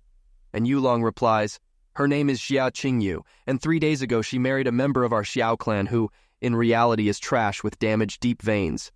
And the guy exclaims incredulously, what did you say? A charming woman like that married trash? And Yulong thinks, I didn't expect him to be interested in Xia Qingyu, but the only person worthy of being with her is me. And the guy exclaims indignantly, a woman like that should belong only to me. A guard gets angry and warns him, young master, The sect leader specifically warned you not to steal the wife and daughter of others because that would diminish the reputation of our sect. And the guy grits his teeth, muttering, inadmissible. And Yulong watches this thinking. The fact that this person appeared here without making any noise means that, without a doubt, he is a high-level specialist. Furthermore, it is likely that he is even stronger than Zhao Li. Is even a simple follower so powerful? Zhao sect is, as the rumors say. I have to think about the future. As long as I can enter the Zhao sect, sacrificing Jia Qingyu will be worth it too. He extends his hand and proposes, Young Master Xiao, I have a plan for you to have Jia Qingyu without resorting to violence. And the guy asks hopefully, Oh, do you really have a plan? And he, with a smile, explains, Not only that. In our Xiao clan, there is also another young woman who is no less beautiful than Jia Qingyu.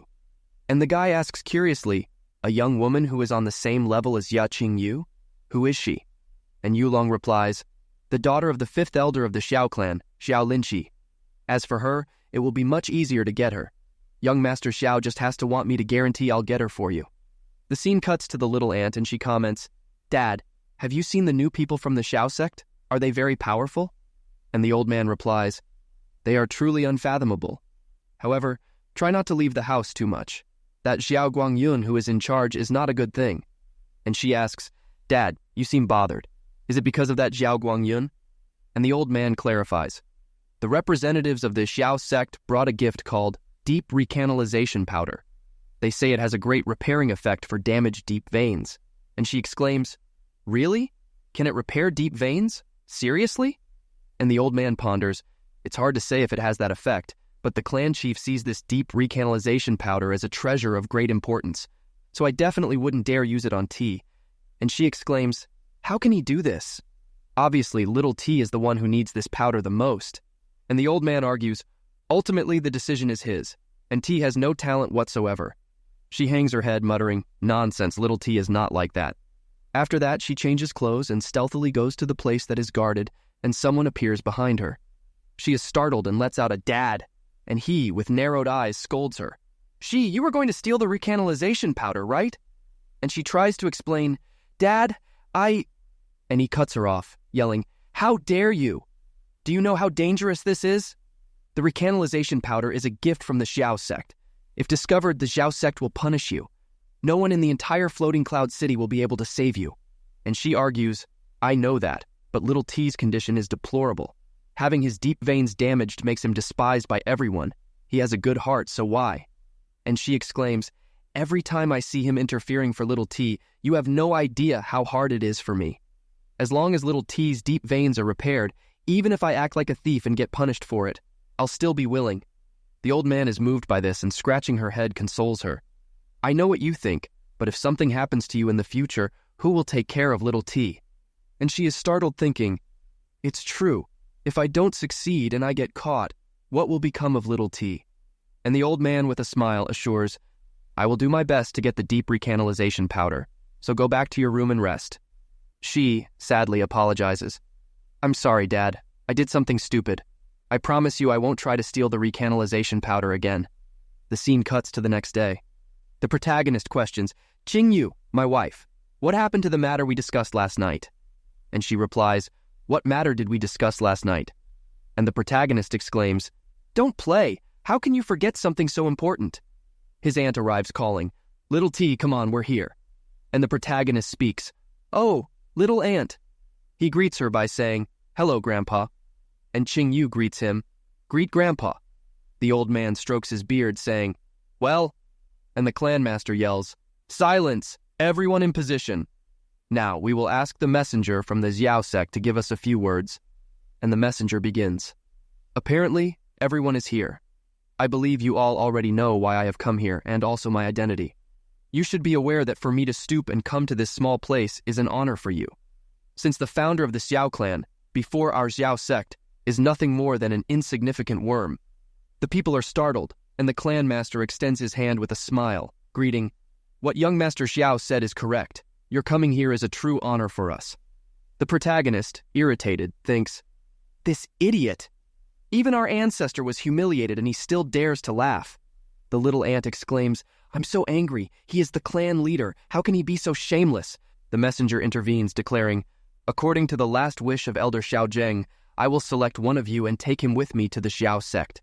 Of course, you also have to understand that the Xiao sect will not accept useless people. Today, I will personally examine each of you. Come in order to show your deep strengths before me.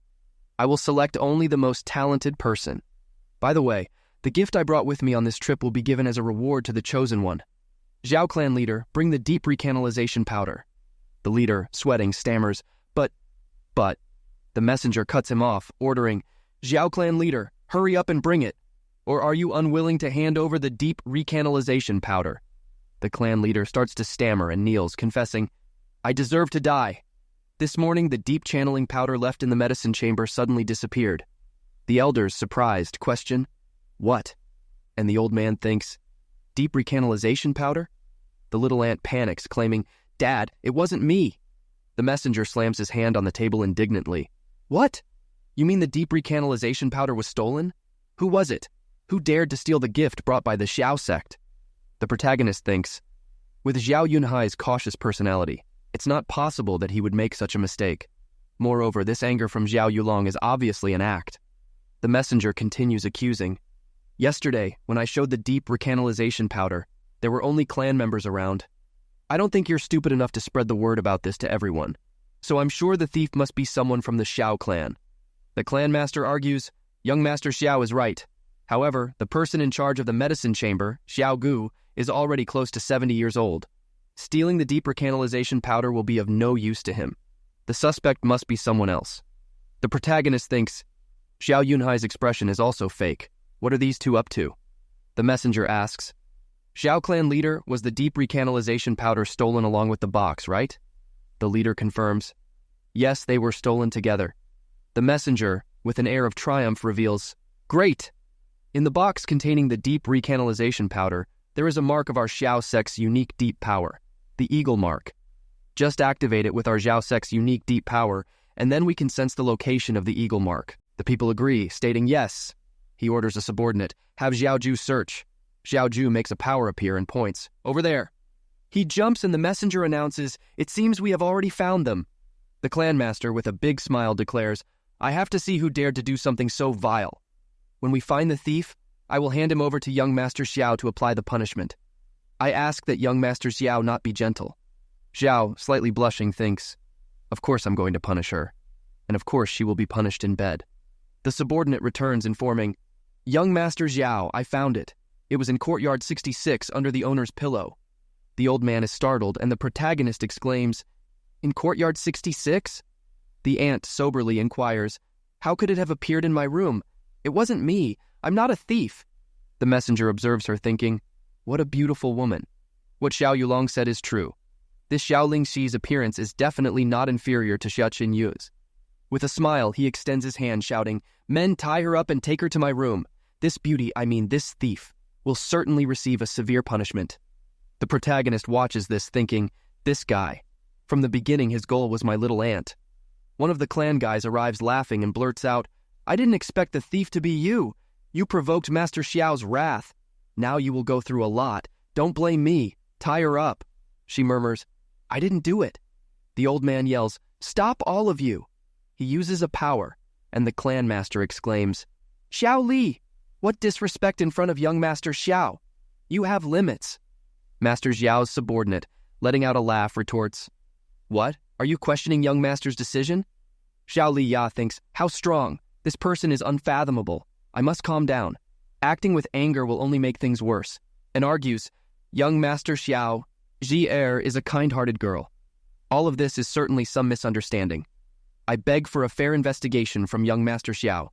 The messenger counters, "In the face of concrete evidence, what more is there to investigate?" The clan master yells, "Oh, Lingxi, how could you have done this kind of thing? What a disappointment!" She exclaims, "It wasn't me. If I had stolen it, I would definitely have admitted it." Yulong accuses her, "Xiao Lingxi, you have always been very close to Xiao Che. You must have stolen the deep recanalization powder because of him." The people look at each other, commenting, "That's right. I was still wondering why Xiao Lingxi would have done this. So it was because of Xiao Che. It wasn't worth taking that risk for trash like him."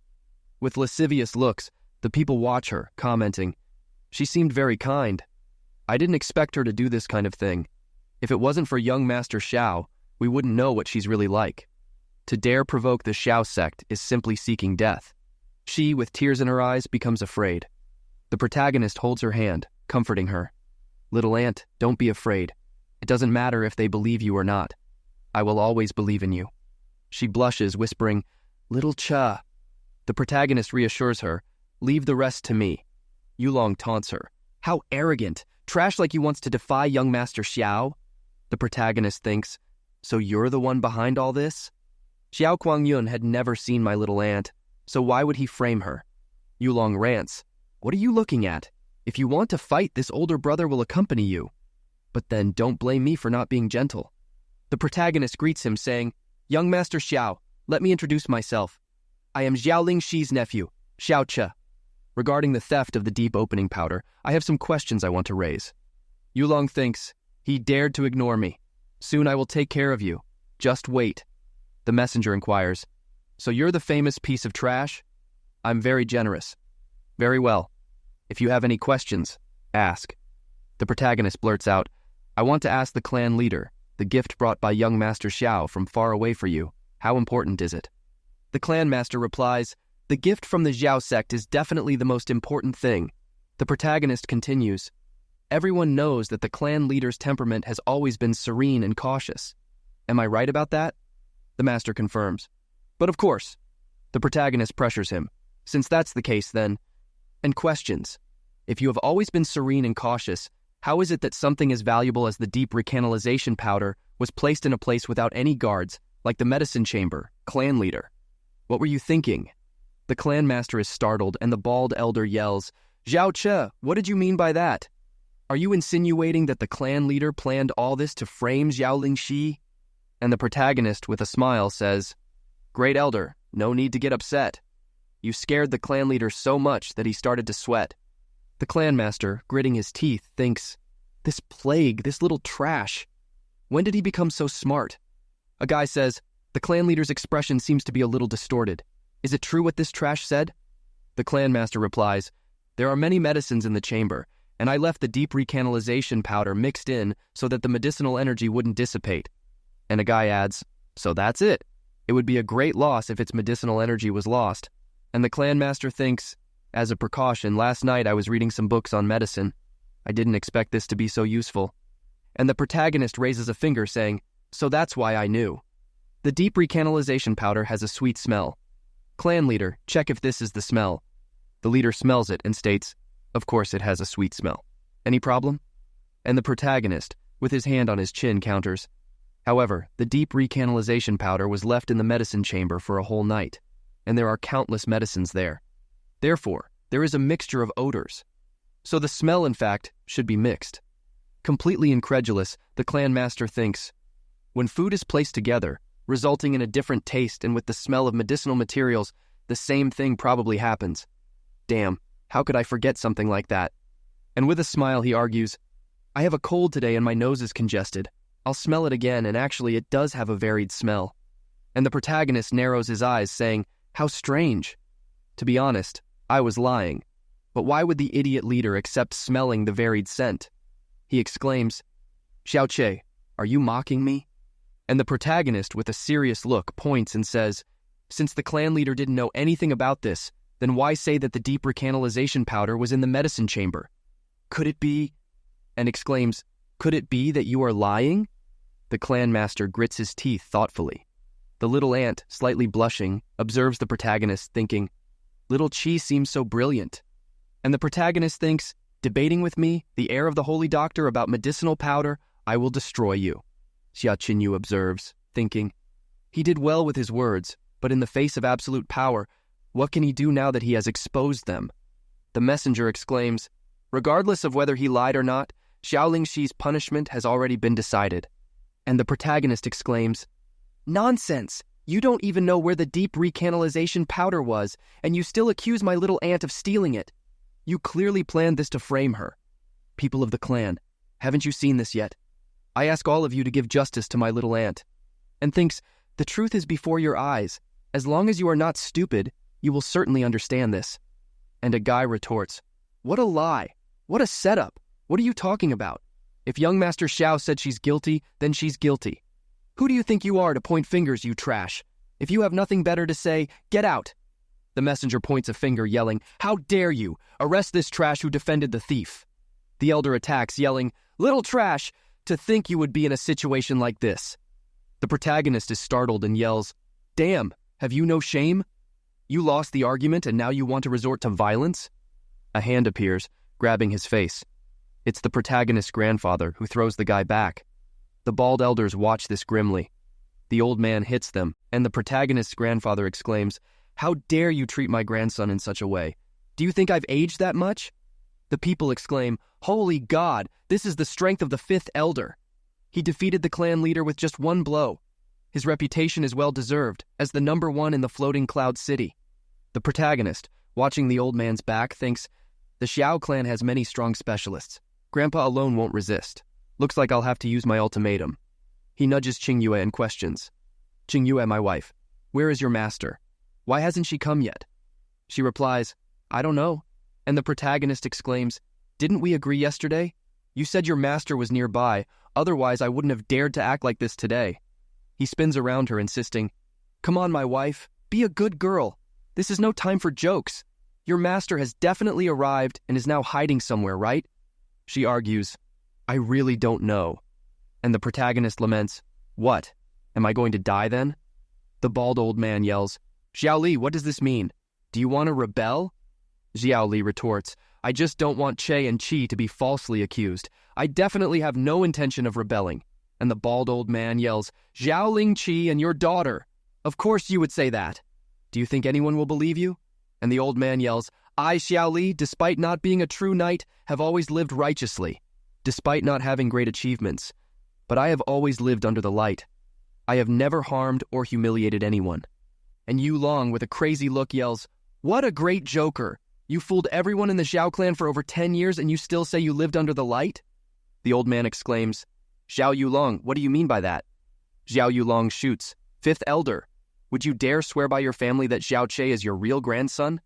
The elder is stunned by this, and Yulong points his finger, yelling, "I asked if you dare swear." The little ant cries and begs, "Father, what Xiao Yulong said is a lie, right? Little Qi is from our family, right?" And the protagonist inquires, "Grandpa, is what he said true?" And the old man confesses, "Qi, even though you weren't born into the family, I always treated you as if you were my own grandson." The protagonist becomes gloomy with this, and the bald old man yells, "Xiao Li, you dare let us raise a bastard for 16 years? If Yu Long hadn't warned us, you would still have allowed us to raise him for a lifetime?"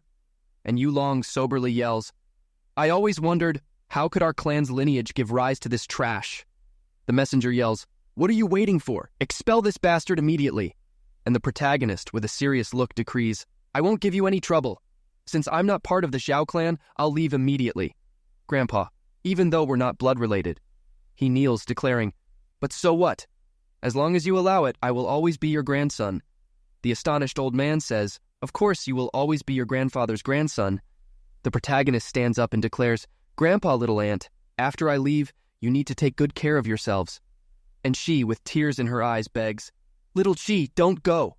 The protagonist starts to leave, thinking, "Little ant, I'm sorry.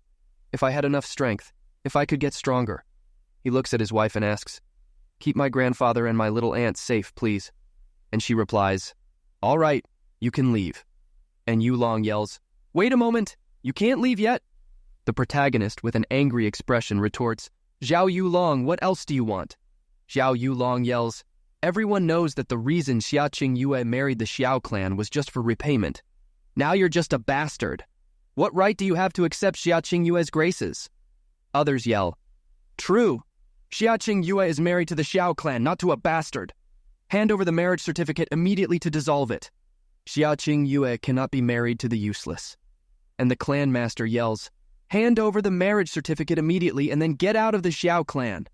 And the bald man yells, "Yes, hand over the marriage certificate." The protagonist smiles, taking the certificate out of his cloak, and asks, "Hand over the marriage certificate." "Very well, I'll hand it over, but not to you." He approaches her and says, "Qingyue, how to proceed or whether to divorce is our business. No one has the right to intervene." She takes the certificate and the protagonist leaves, declaring, If you want to divorce, destroy this certificate. If you still want to continue being my wife, keep it. Leave everything to your decision. Observing this, the Xiao sect's emissary thinks, Xiao Yulong, good job. As long as the marriage dissolves, what I do next won't harm the sect's image. Tonight, Xiaqing Yue will be mine. And Yulong extends his hand, yelling, Miss Xia, there are many talented people within the Xiao clan. How about destroying this certificate and finding a decent husband? She dodges his palm, questioning, Are you deaf? Didn't you hear what my husband just said? And he thinks, She's quick. And she affirms, This is a matter between husband and wife. No one has the right to intervene. And Yulong, irritated, shoots, You still call him your husband? And she retorts, He is my husband. Any problem with that? And the messenger rants, How dare you? Whether to divorce or not is not for you to decide. Xiaoba, go and destroy the marriage certificate. The subordinate replies, Yes, young master. He charges towards her, who observes, You can't handle words, and now you want to use force? He approaches her with a demonic look, but is startled and frozen. She closes her eyes and the other exclaims, A sunny summer day with flying snow, could this be? A woman appears in the sky and the people point. She speaks, You of the Xiao sect are becoming bolder and bolder, huh? So much so that you even interfered in my disciples' marital affairs. Who gave you the power to interfere in such a matter? She is one of the 7 fairies of the frozen cloud, Xiaqing Yue. Someone shouts, Holy God, am I hallucinating? Is she really floating in the air without the help of external force? It's not just a jump. She's standing, firm and calm. The clan master deduces levitation technique. So this is the legendary profound realm of the heavens. And the guy grits his teeth and shoots. Fairies of the frozen cloud? Drooling, the messenger shoots. Since you came to me today, tonight you will also be mine. What a beautiful woman. The subordinate slaps him and shouts, Idiot! She belongs to one of the most powerful forces within the Blue Wind Empire, the Frozen Cloud. And her position is only inferior to the sect leader.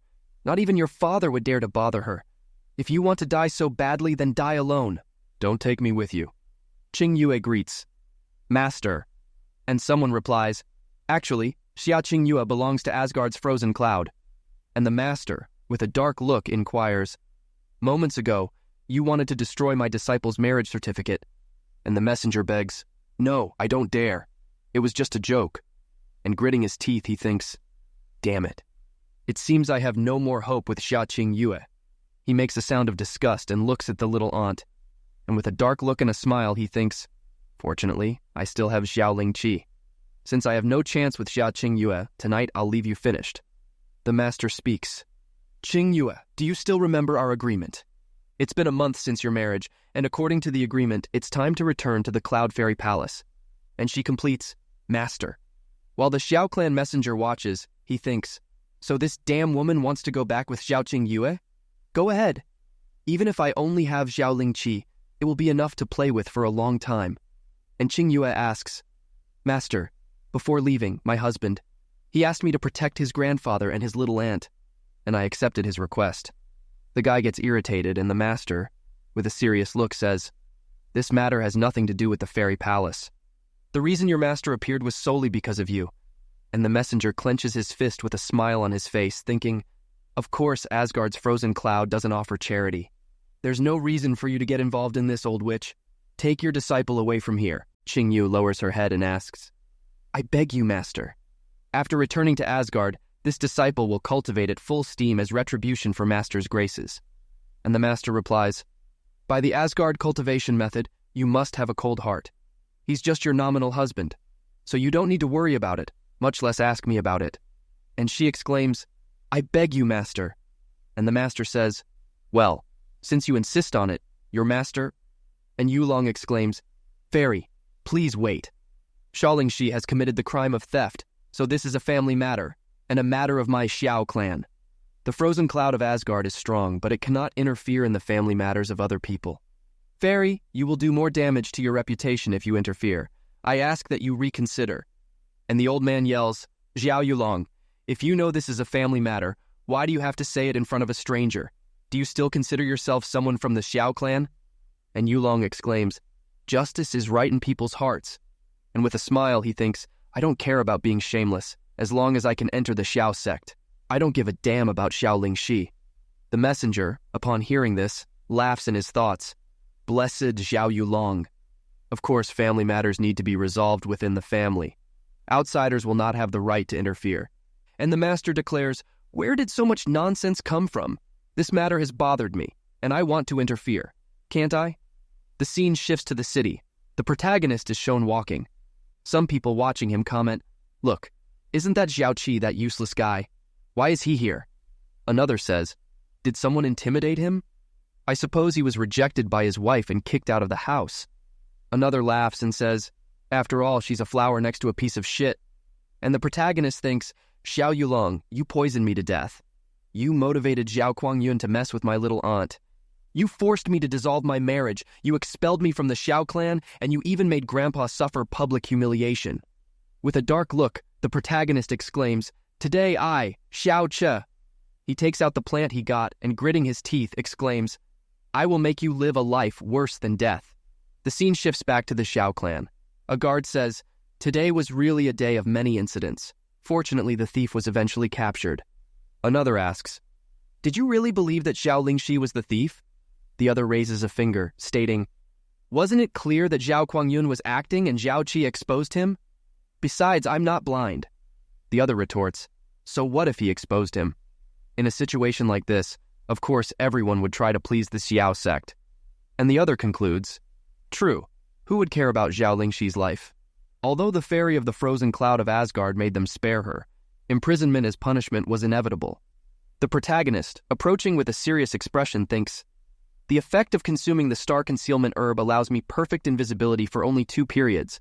Whether it's the body, the sound, the aura, or the objects on the body, everything becomes completely hidden.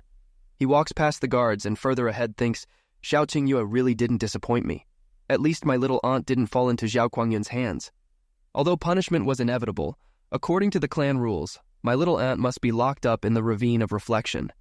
I suppose Grandpa is taking care of her there. For now, I don't need to worry about him. Further on is Xiao Yulong's room. The scene shows Xiao Bai carrying Xiao Yulong saying, older brother, after you enter the Xiao sect, don't forget about this younger brother. And Yulong replies, of course, even though the plan resulted in failure, I did a great job and Xiao Kuangyun saw my effort. Bai comments, older brother has a refined mind, you are an example. And Yulong laughs and says, come, older brother. First, you have to go back to your room and rest. The scene shifts back to Yulong's room, who says, frozen cloud of Asgard can only protect Xiao Lingxi for a while, not forever. Bai asks, do you have another plan in mind, brother? Lying in bed, Yulong gives a smile and states, but of course otherwise, Zhao Kuangyun wouldn't choose me. A year later, I will bring him back to the Xiao clan again, and then Xiao Lingxi will no longer be able to escape. Bai exclaims, older brother, you are truly amazing. We'll talk in more detail tomorrow. Sleep first. Bai leaves, and Yulong, almost asleep, laughs and says, when tomorrow comes, I will be able to enter the Xiao sect. He starts to sleep, dreaming of the Xiao sect. The protagonist appears beside him thinking, you still want to enter the Xiao sect and gain a prosperous future? Planning to lay your hands on my little aunt after a year? He prepares to strike, stating, it's a shame you won't make it to that day. Blood spurts and a scream echoes. The clan master, upon hearing the scream, exclaims, that voice is Yulong's. He enters the room completely terrified and sees Yulong unconscious. He yells Yulong's name, and the bald elder exclaims, clan leader, calm down. Although the wounds are deep, the vital parts were not harmed. I'll go to the medicine chamber right now and bring the vital restorative powder. The clan leader exclaims, please, great elder. And the young man asks, what happened? It hurts so much. His father replies, nothing happened, just a small wound. As long as you take the vital restorative powder, you will recover. A fire breaks out in the clan and someone yells, this is not good. The medicine chamber is on fire. Hurry! Someone put out the fire. What a strong smell. Many medicines have already been burned. Great elder, this fire is very intense. It will be dangerous. And his son says, medicine. The vital restorative powder. And the clan leader yells, don't worry, Yulong. Father will go get the medicine right now. He's left alone, murmuring, Father! The door closes and he exclaims, what happened? How did the door close by itself? And the protagonist says, idiot, of course someone closed it. And he, frightened, exclaims, who's there? Show yourself. The protagonist appears, stating, Cousin Yulong can't even recognize me. And he gets scared, saying, Xiaoche, how did you get in? Guards. The protagonist wields the knife, saying, there's a big commotion going on outside. Even if you scream, no one will come to save you. He hits the bed, yelling, what are you doing? Don't come near me.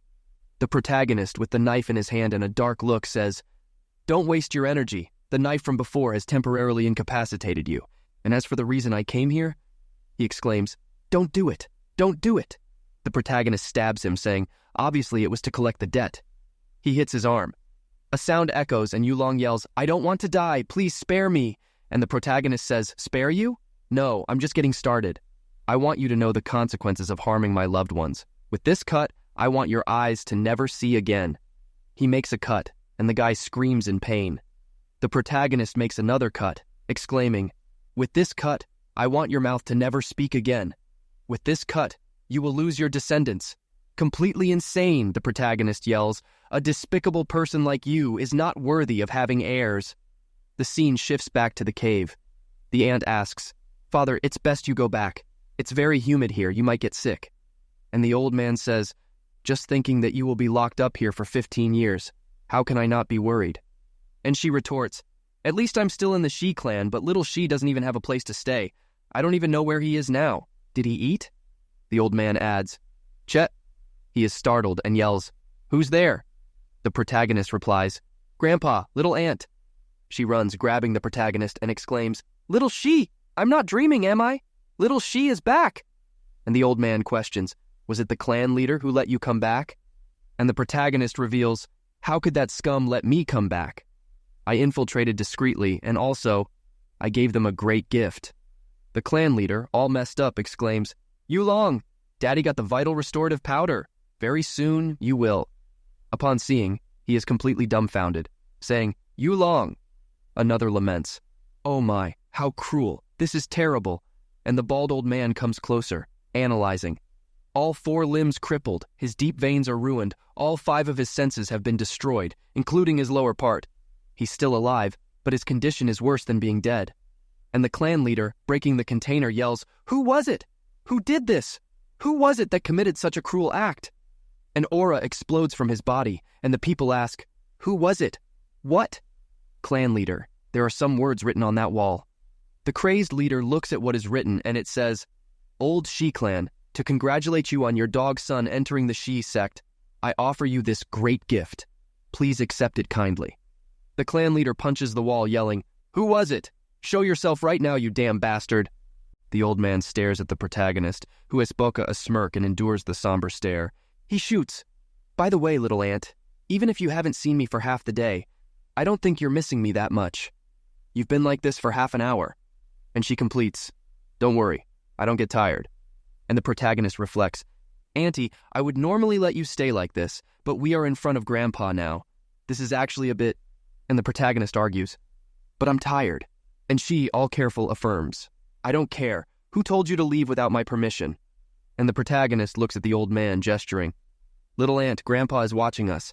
And she pushes the protagonist quickly, yelling and saying, that dad, don't get me wrong. I'm just a little hot-headed and unintentionally forgot you were here.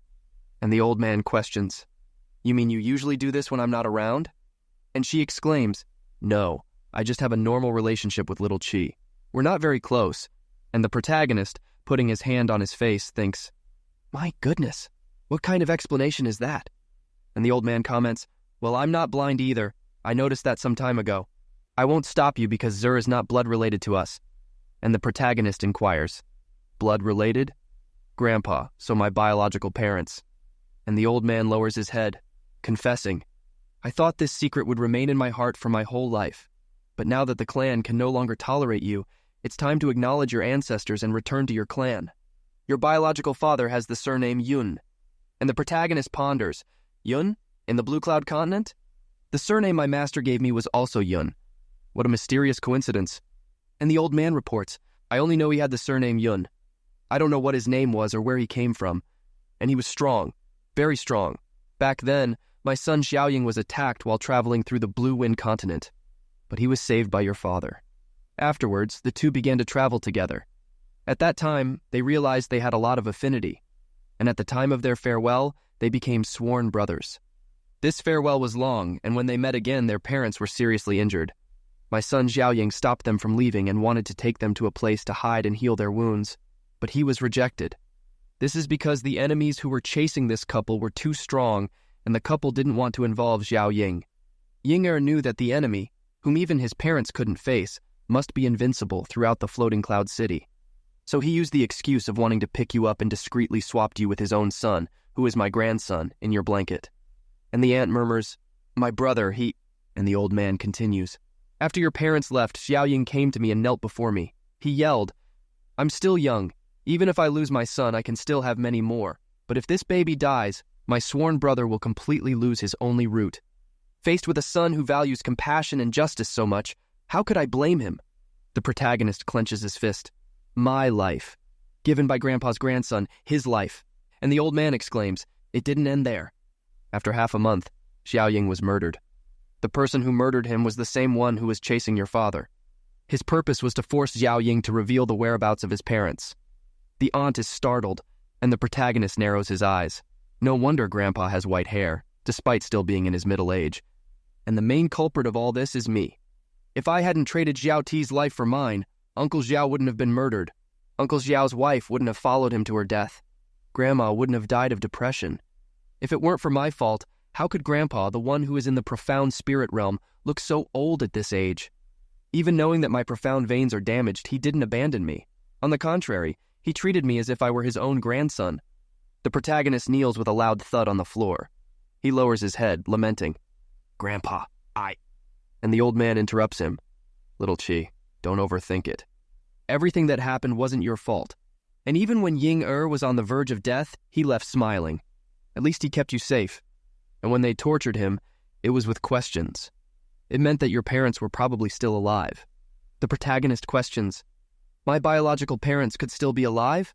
And the old man replies, "It's very likely. That was one of the things Xiaoying told me before he died. He also told me the reason why your parents were being persecuted. It was because they had obtained a profound celestial treasure." The protagonist, upon hearing this, reflects. Profound celestial treasure? What would that be? I've lived 2 lives, but I've never heard of it. And the old man somberly completes, "I don't know either. I only know it was a terrifying taboo. Remember not to say it in front of strangers." And the protagonist, with a serious look, affirms, "Profound celestial treasure. Well, I'll remember." And the old man continues, "This afternoon you should leave. If you are found by people from the Xiao clan, another problem will arise." The aunt is terrified. "Huh? You're leaving already?" And the protagonist, smiling at her, replies, "I have to go. However, don't worry. I'll be back in 3 years. And then I will make the entire Xiao clan kneel before you, begging to leave the reflection gorge." And she retorts, "I don't want you to do that. I just want you to be okay. You just have to stay safe." And the protagonist, esbocando a smile, affirms, "Of course I'll stay safe. After all, I still have a promise to keep." And she whispers, "Promise?" And all blushing, she puts her hand in front of her face, remembering the protagonist's marriage proposal. The scene shifts to the Xia mansion. It shows Xia Qingyue, her master, inquiring, "Have you said everything you should?" And she replies, "Yes, I'm ready to say goodbye to my father and brother." And the master adds, "Tomorrow, I will guide you using the profound floating technique. But first, you need to get used to the flow of my profound strength." And she confirms, "All right, master." The master begins to use the profound strength, guiding. Relax your breathing, calm your heart, and move your profound strength. Upon checking her profound strength, she is startled, saying, This? It can't be, this is impossible." And Qingyu asks, "Master, what happened?" And the master requests, "Tell your master what you really went through during this time." And Qingyu is confused, and the master explains, "A person's profound vein has a total of 54 profound entrances. The more profound entrances you have open, the more talent you possess. With 10 profound entrances open, it is considered ordinary talent, while 15 is considered high talent." Qingyu argues, "I remember being born with 21 profound entrances open, and that was already considered extraordinary talent. Is something wrong?" The master closes her eyes, replying, "No, now it's no longer 21 profound entrances open." Qingyu questions, "Huh? So the number of my profound entrances are?" And the master exclaims, "Now your profound veins have grown and become the divine veins of celestial spirits." All 54 of your profound entrances have been opened. And she exclaims, how is this possible? But isn't this the talent that only a god could possess, according to legends? And the master asks, Qingyu, you encountered something abnormal recently, didn't you? Tell me now. And she replies, no. And she is startled, thinking, wait, that time when Xiao Xie helped me with some adjustments, could it have been him? And the master speaks, Qingyu, from your expression, did you remember something? And Qingyu admits, Master, I once met a divine doctor by chance. He was the one who did this to me. Shortly after he left, I don't know anything about his name or where he went. And she thinks, this kind of ability is too terrifying. I absolutely must not reveal it to Xiao Ti, otherwise he will be persecuted forever. And the master agrees. Indeed, there are many sages who avoid matters of the human world. You can go rest. And she thanks, thank you. While the master leaves, she thinks, Xiao Che, the reason you gave me this huge grace was so that I wouldn't forget you. After you were expelled from the Xiao clan, where must you be now? The protagonist is shown in front of the Xiao clan thinking, Grandma, little aunt, I would also like to stay, but the Xiao clan would not accept me. However, don't worry, I will definitely be back within 3 years. From now on, my name will be Yunche. Another location is shown in an inn in the middle of nowhere. A staff is shown laughing, and the messenger from the Xiao sect says, how far is it to the Xiao sect? When can we return? And a subordinate says, almost 1,000 miles. There is still a lot to travel. The messenger exclaims, this place is a pigsty. I really want to get out of here as soon as possible. And this rotten wine, is this what they serve for consumption? The subordinate says, young master, this was the only inn that was around here. Please bear with me for a bit. Someone kicks in the door. An old man is shown entering, exclaiming, I'm dying of thirst. Bring your best wine. I want to get drunk. A guy watches this and says, these people belong to the Silver Dragon mercenary group. Another grits his teeth, saying, that evil mercenary group. Another says, lower your voice. If you don't want to die, don't provoke them. A subordinate extends his hand, saying, boss, look. That boy has fine skin and soft flesh. I can tell just by looking that he is a traveler from some rich family. The crazy old man says, ah, not bad. Look at those clothes. I'm sure they're worth a lot of money. And the subordinate laughs and says, how about we...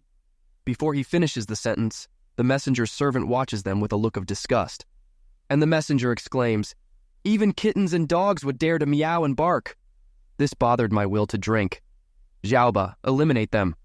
Xiaoba says irritably, as ordered, young master. The scene cuts back to the protagonist. He, all sweaty, says, this weather is too hot. How could my little body endure this? Grandpa told me to take this and look for a Sikong Yihan in New Moon City. Putting the pendant away, the protagonist continues. But where is this New Moon City? And this pendant, I heard from Grandpa that I had it when Uncle Xiao brought me to the Xiao clan. If I meet my parents, I could use this as proof. But in the situation I'm in now, I might die of thirst before I can even find them. The protagonist exclaims upon seeing, that's an inn. He starts laughing, walking towards it and saying, heaven doesn't want me extinguished. Inside the inn, someone says, these guys are too cruel. Don't make a sound. I'm sure if we don't offend this guy. And the subordinate says, young master, it's done. And the messenger says, not bad. It's finally quieter.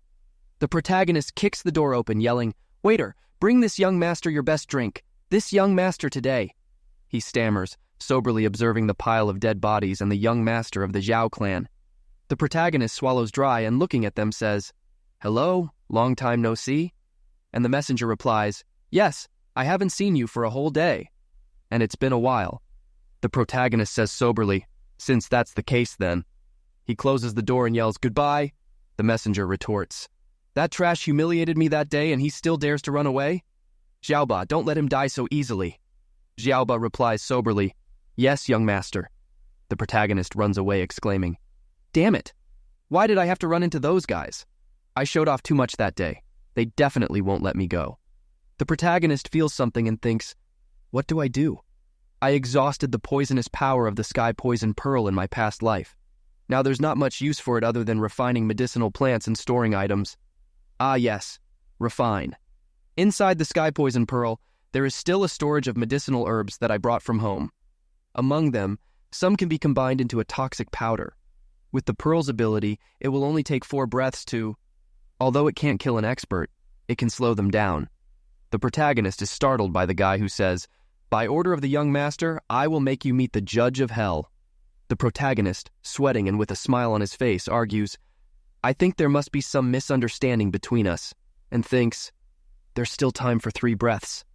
The guy lunges at him with a demonic look, exclaiming, "Although the young master wanted me to torture you?" The protagonist extends his hand, exclaiming, "Wait, I beg for torture," and thinks, 2 breaths, and exclaims, "You must torture me cruelly without showing mercy." And the guy replies soberly, "Too bad you're not qualified for that." He attacks, and the protagonist thinks, "You messed up, too late." A light emerges from the pearl in the protagonist's hand, blood spurts and the girl is shown. With his arm ripped off, the guy exclaims, "Impossible! It's just a little girl." She is shown with the guy's arm in her hands. She drops the guy's arm, and the protagonist watches thoughtfully. "This little girl, as I recall, seems like I took her in with the sky-poison pearl. How powerful, monstrously powerful." And the shadowy subordinate laughs and exclaims, "How is this possible? Why a little girl? I was hurt by a little girl." And she yells, "Shut up, you're too noisy." Several cuts appear and the guy is shocked. His head falls off and more parts of his body are cut off. The protagonist watches this with his mouth open, thinking, "I can't believe it." With just one scream, she left him in that state. My God, did I take in a little ancestor? Wait, when she entered the pearl, I had seen everything about her. This little girl is very dangerous. It's best not to get involved with her. But the little girl starts to feel something, and with a dark look she thinks, "This detestable, absolute, God-killing poison. How could this princess have only used this much power and received such a level of side effect?" The protagonist watches her and approaches, asking, "Little girl, are you okay?" And she turns to the protagonist, retorting, "Weren't you leaving? Did you change your mind?" And the protagonist smiles, justifying, "I just turned around to see the scenery. Tell me, from what I see, your poisoning is very serious." And she exclaims, "So what if I was poisoned? What does that have to do with you? I didn't expect the sky poison pearl to choose an ordinary person like you as its owner. Don't tell me that the spiritual will of this profound heavenly treasure is distorted?" And the protagonist thinks, "Profound heavenly treasure? Is there more than one profound heavenly treasure? So the reason why my parents were persecuted was because of the pearl? No. The sky poison pearl came with me from my previous life. It can't be related to my parents." The scene cuts back to the inn, and the messenger yells, "The dishes are already served and Xiaoba hasn't returned yet." It's impossible that it takes him so long to take care of trash. He looks at the other, deducing, he must have gotten lost in this strange place. "Xiaoju, go see what happened." Xiaoju confirms, "Yes, young master." An explanation appears. The sky poison pearl is the 5th ranked of the 7 profound heavenly treasures. Inside it, there is an infinite space where all poisons can be created or neutralized, and all the ingredients in the world can be refined. 1.300 years ago, it rebelled against the world and caused great turbulence. Since then, it disappeared without a trace. She exclaims, "I didn't expect it to merge with a useless person like you. How ridiculous." The protagonist gives a thumbs up, winking and thinking, maybe the sky poison pearl is female and likes handsome guys. Is being handsome also a sin? The protagonist is startled, and the girl grabs him quickly while his neck is held, announcing, "This princess has no time to waste with your fallacy. I'll give you 2 options, enter the sky poison pearl, or die now." The protagonist, with a smile on his face, retorts, "You can kill me now, but only if you can. If you really wanted me dead, you wouldn't have risked taking so much collateral damage from the poison to save me." She rebuts, "So what?" The protagonist argues, "So what that you can't kill me? Or better yet, if I die, you'll die too. The reason you were able to enter the sky poison pearl was to suppress the poison. It's because that day you forcibly sucked my blood, making the sky poison pearl resonate with you. Thanks to that, you can enter and exit the pearl at will, and even improve, despite the state you were in. In other words, the sky poison pearl recognized me as its owner, not you. Now my life is your life too. If you die, I won't be affected at all, but if I die, you'll die as well. So if I were to give you the sky poison pearl, it'd be like asking for my own death." She releases the protagonist, confessing, "I didn't expect you to be this smart." The protagonist, rubbing his neck, complains, "You didn't have to use so much force. This Chalbades has been around for a long time.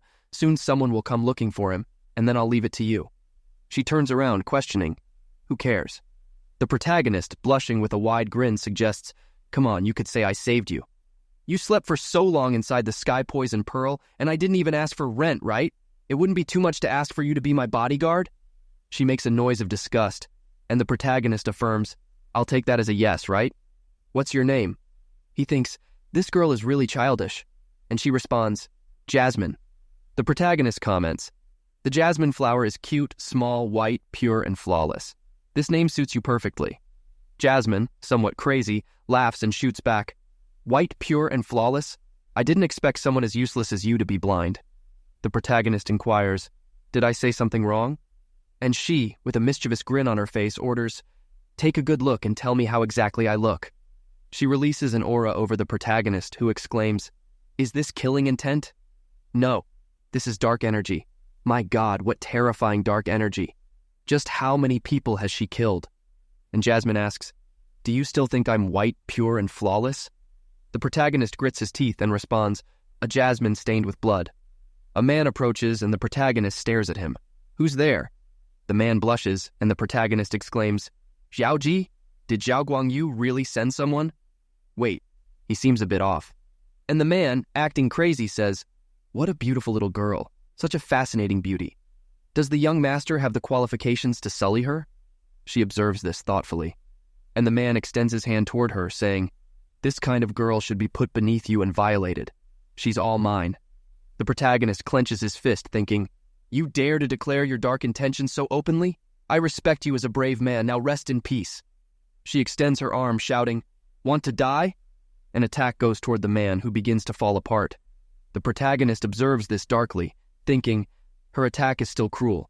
She collapses to the ground, and the protagonist exclaims, it seems your soul is infected by the poison. Just by using deep force, the poison manifests. And she exclaims, that's none of your business. The protagonist, touching her back, shoots back. If you want me to use the sky poison pearl to help you, just say so. Don't be stubborn. And she, sweating heavily, grits her teeth, saying, this princess would never ask for help from a mere man like you. The protagonist, with a smile, inquires, really? So, I can leave you alone? She becomes dark at that, and, grabbing the protagonist's hand, she bites it and exclaims, that's not for you to decide. The protagonist groans, ouch, it hurts. Suck slowly. Hours later, she licks her lips, sighing, and the protagonist, lying on the ground all worn out, shoots back. Are you a dog? Can we do this another way without biting? It feels like my body's been drained. She observes him with half-closed eyes and says, it's because you're useless. If you were capable of protecting yourself, do you think I would risk taking collateral damage to help you? The protagonist exclaims, I'm useless? If it weren't for me, you would have died twice already. You better understand the current situation. The protagonist stares at her and sighs, saying, forget it. I'll find a way to restore my deep veins so you won't have to try so hard. And she retorts, I examined your deep veins and discovered they were damaged a long time ago. Even if you manage to restore them, you'll just be a little less useless. The protagonist asks, what? So do you intend to protect me forever? And she, with a dark look, shoots back, of course not. But this princess can give you new deep veins with the power of a god. The protagonist exclaims incredulously, new deep veins with God's power. What you said is true. And she half closes her eyes, affirming, this princess gains nothing by lying to you. However, you have to promise me 3 conditions. The protagonist reflects, it's true she gains nothing by lying to me. Her strength is monstrous, and I've never heard of this poison in her body. Maybe she really has a way. And the protagonist responds, I accept. Tell me your condition. And she orders, help this princess find 3 items. An Udambara flower of the netherworld, 3 deep beast cores from the tyrant profound realm, and 35 kilograms of divine vein purple crystal. The protagonist exclaims incredulously, are you kidding me? 3 deep beast cores from the tyrant profound realm? In the entire Blue Wind Empire, who would dare provoke a tyrant profound beast? And you ask me to get 3 of them? 35 kilograms of divine vein purple crystals? Even if I sold the Blue Wind Empire, it wouldn't come close to buying that much. And as for the Udambara flower of the netherworld, which is extremely vile and malignant in nature, just getting close to it would corrode me. Are you trying to kill me? And she, half closing her eyes, rebuts, that's none of my concern. Just tell me if you'll accept or not. The protagonist clenches his fist, shouting, of course I accept. If it means not being trash for the rest of my life, I'll do whatever it takes. And she proposes. Well, the second condition is to reach the sovereign profound realm within 30 years. The protagonist asks, "Sovereign profound realm?" He ponders, "Is this the profound realm that can rule the world?" And he adds, "I can accept that condition, but I want to know the reason." And she extends her hand, justifying. A human's longevity is related to their profound strength, longevity, vitality, life force. Right now, I only have a semi-physical body. She grabs the protagonist's heart, completing, "I need enough vitality to rebuild my body." The protagonist grits his teeth and observes this, thinking, the sovereign profound realm is already one of the most powerful existences in this world, but would that alone be enough to help her rebuild her body? Is her profound strength even beyond that? Impossible. Absolutely impossible. I must have misinterpreted. And she questions, "Were you that scared just by this? That's why I said you're a common man. As for the last condition," she points downward, ordering, "You must kneel and worship this princess as your master." The protagonist is a bit confused by this, asking, "Huh?" And she puts her hand on her waist, questioning, "What? Are you unwilling?" The protagonist retorts, "With all due respect, how old are you?" And she responds, 13 years old. And then she floats, becoming taller than the protagonist. The protagonist exclaims, indignant, "How could I possibly venerate a brat like you as my master?" And she affirms, "In this world, strength implies respect. Judging strength by age is the most foolish act." The protagonist shakes his head, agreeing, "All right, I can venerate you, but don't expect me to kneel before you." And she questions, "For what reason?" And the protagonist exclaims, "I can kneel before my elders, before a benefactor, even before my wife, but kneel before you, a brat? My dignity doesn't allow it." And she, upon hearing this, starts laughing, and placing her hand on the protagonist's back, forces him to his knees, stating, "That's not for you to decide." Feeling her strength, the protagonist grits his teeth and thinks, "Such strength, I can't break free." And she solemnly orders, "Revere and kneel immediately, and this princess will officially become your master. I will not only replace your profound veins, but also guide you on the right path of profound cultivation." The protagonist exclaims, "Give up on this idea. Even if I don't give up on the profound veins, I would never ever bow to a little girl like you." And she, with an evil smirk, provokes, "Oh, really?" Then, with her foot, she delivers a blow, causing him to hit his head on the ground, and she snaps, "You think you're so proud, so brave, don't be naive. Without power, you can only bow before me.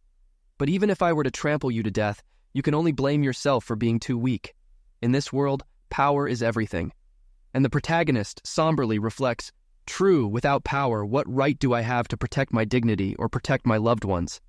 And she continues, "From now on, this princess will be your master. Any more questions?" The protagonist is startled, observing her, and inquires, "I wanted to ask you something. Has your fur not grown in yet, or are you a white tiger from birth?" And she is taken aback, questioning, "Huh?" Turning completely red, she yells, jumping back.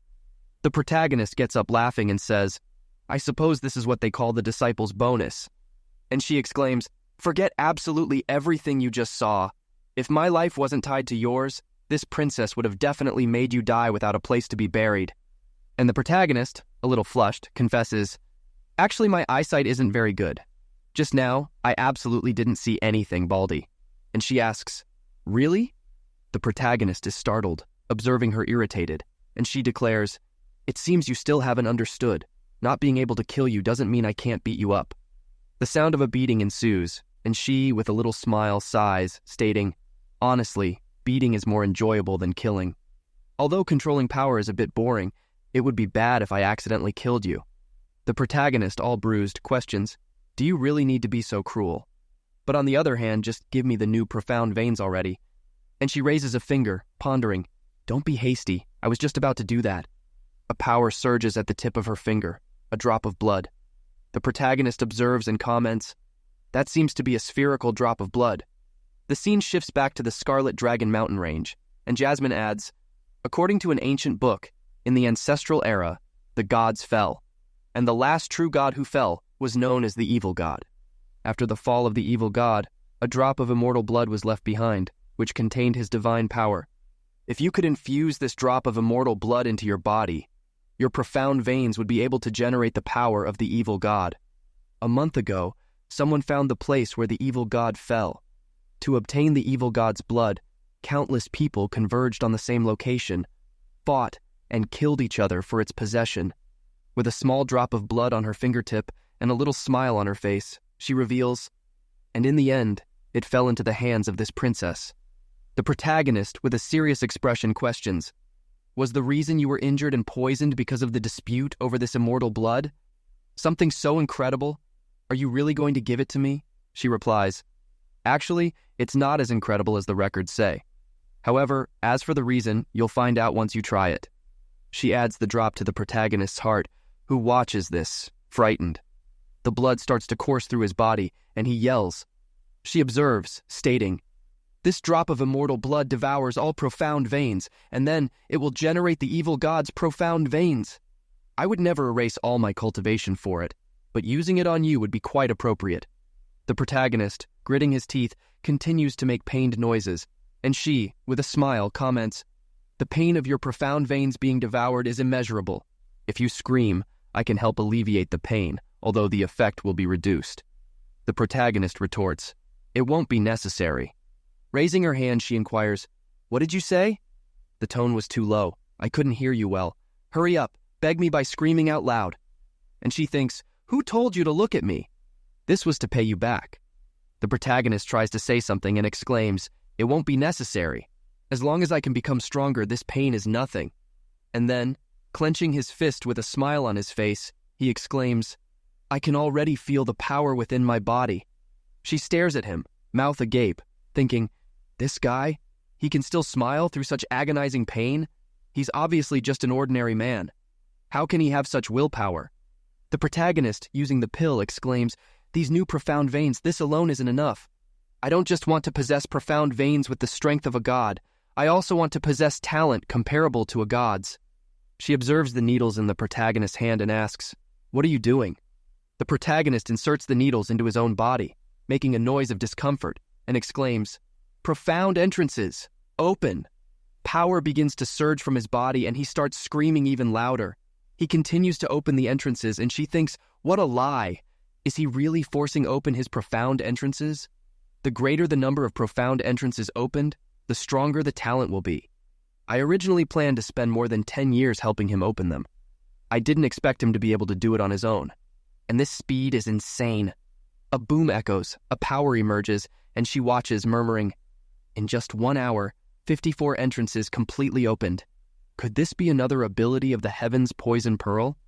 The protagonist, now calm, wiping away his sweat, argues, the heaven's poison pearl only accelerated the process, but I already knew how to open the profound entrances myself. Did I forget to tell you that I'm a divine doctor? And she says, what a strange guy. And the protagonist, feeling something, comments, I feel like something has appeared inside my body. What are these things? And she reveals, these are the 7 realms of the evil god, the 7 gates. They are used to attain the secret arts of the evil god. They appeared along with your profound veins, changing the attribute of your original profound veins. By cultivating the profound arts of ice, you can transform the attribute of your profound veins into an ice attribute, while the profound arts of fire can transform it into a fire attribute. She points, explaining, with the veins you possess, your attribute is berserker. And the protagonist observes the power, questioning, berserker? You mean, what is that? And how do you use these 7 gates? And she explains, in the memory trace of that drop of immortal blood, only the first 5 realms were recorded. Perhaps because the evil god believed that opening 5 realms would be the limit for a human body. These 5 realms are evil soul, burning heart, purgatory, heaven's resounding, and Hades. Every time you open a gate, your strength will increase tremendously. As for the method to open them, you just need to use your imagination. And the protagonist says, that's very convenient. Let me try first. And she warns him, even if you can open the first gate with your current body, you will explode and die. I advise you not to do that. And the protagonist narrows his eyes, murmuring, oh, how scary. And she, yawning, declares, this princess isn't in good condition at the moment. I need to return to the inside of the heaven's poison pearl to rest. She enters the pearl and from inside exclaims, you do not have permission to disturb this princess for the next 3 days. And the protagonist yells, wait! Up until now, you've always proclaimed yourself a princess. Could you really be the princess of an empire? He tries to talk to her, but she doesn't respond, and clenches his fist determinedly. Well, either way, I know what I have to do now. This being the case, my path of profound cultivation in this life will begin in this Scarlet Dragon mountain range. 7 days later, inside the Pearl, Jasmine is shown. She yawns and comments, I didn't expect to sleep for 7 days. What's that boy doing? The scene shows the protagonist at a waterfall. He makes some noise and bathes under the water. She exclaims, Do you want to die? Did you really believe that being at the first level of the profound elemental realm, this waterfall couldn't kill you? You're an idiot. I'll get you out of the water now. The protagonist retorts, You don't need to help me. She follows him and asks, Have you been doing this for the past few days? Training in such a dangerous way? The protagonist sits down, slightly out of breath, and replies, More or less. And she continues, Don't you think? There could be a rock in the waterfall. If a rock were half mixed in there, your body could have been split in two. Why are you so desperate? And the protagonist argues, Because I need to have more power. Otherwise, how will I be able to protect my loved ones? Before, I was just a cripple, a person unqualified to seek strength. Now that I'm qualified, thanks to you, I can't be lazy. And she retorts, Since you want to be so desperate, this princess won't stop you anymore. But before continuing, she exclaims, Go immediately and buy a new set of dresses for your princess, underwear, coats, shoes, and hair ties. And the protagonist questions, Is it really necessary? I thought your clothes were very pretty and very natural. She gets irritated, blushing, and retorts, Huh? What's good about that? Be clear with your princess. There's nothing natural about it. And the protagonist gives in, Okay, I'll go as soon as I finish recovering my profound strength. By the way, Jasmine, where do you really come from? Which imperial house are you from? And she explains, Naturally, I'm a princess, but not the type from imperial families. As for where I came from, it's a place you wouldn't know even if I told you. And the protagonist inquires, So, why did you come to the floating cloud city? Were you forced to flee from there? Because of the people who were chasing you? And she reveals, Those who were chasing this princess have all been killed. But this princess didn't expect there to be a forbidden poison. So, this princess was caught off guard. This princess came to this place to find traces of the evil god's blood, containing his memories, so that I can reach the 5 secret lands of the evil god. The approximate location of one of them is east of the Blue Wind Empire. The protagonist is surprised. 5 secret bases of the evil god? And she confirms. His memories also mention that this profound sky continent was created by him back then. And the protagonist exclaims, The profound sky continent was created by the evil god? And she replies, He's an ancient god after all. Naturally, he has the power to do so. On this continent, he had 5 places of refuge. Before his fall, he spread 5 seeds, 1 for each location, and made it very clear that only the inheritors of his power could find them. And the protagonist, with a smile on his face, exclaims, Does that mean only we will be able to find them? What exactly are these 5 seeds? How do we find them? And Jasmine adds, The power surrounding these areas is extremely high. Your current power is far inferior. It's best you wait a little longer before going back and thinking about it. The protagonist agrees with a right. And then, the scene shifts back to his training. She, sketching a smile, observes the protagonist saying, This time, you stayed in the waterfall for 23 seconds, a little better than last time. The protagonist, getting dressed, states, I've wasted a lot of time, I have to try harder. And she exclaims, Right, when are you going to take this princess shopping for clothes? The protagonist, with a pitiful look, questions, What? I'm sorry, but it took me a few days just to find a village near the mountains, and in the end, the scene shows the protagonist with a smile on his face and a dress in his hand, asking, Jasmine, how about this dress? It looks very pretty. And she retorts, I don't want it. This princess never wears purple clothes. The protagonist shows another dress, asking, How about this one? And she, irritated, yells, How can the dresses in this place be of such low quality? This princess would never wear something like that. And the protagonist, with a look of disgust, argues, This is just a remote little town. This shop is the most luxurious one here. Make a little effort to wear it, and it will look luxurious too. And she turns around, crossing her arms, and rants. The princess has already decided that she won't wear it, especially such coarse dresses. The princess doesn't want any dress. And the protagonist is surprised and asks, By the way, why don't you try on the panties first? They're definitely very cool.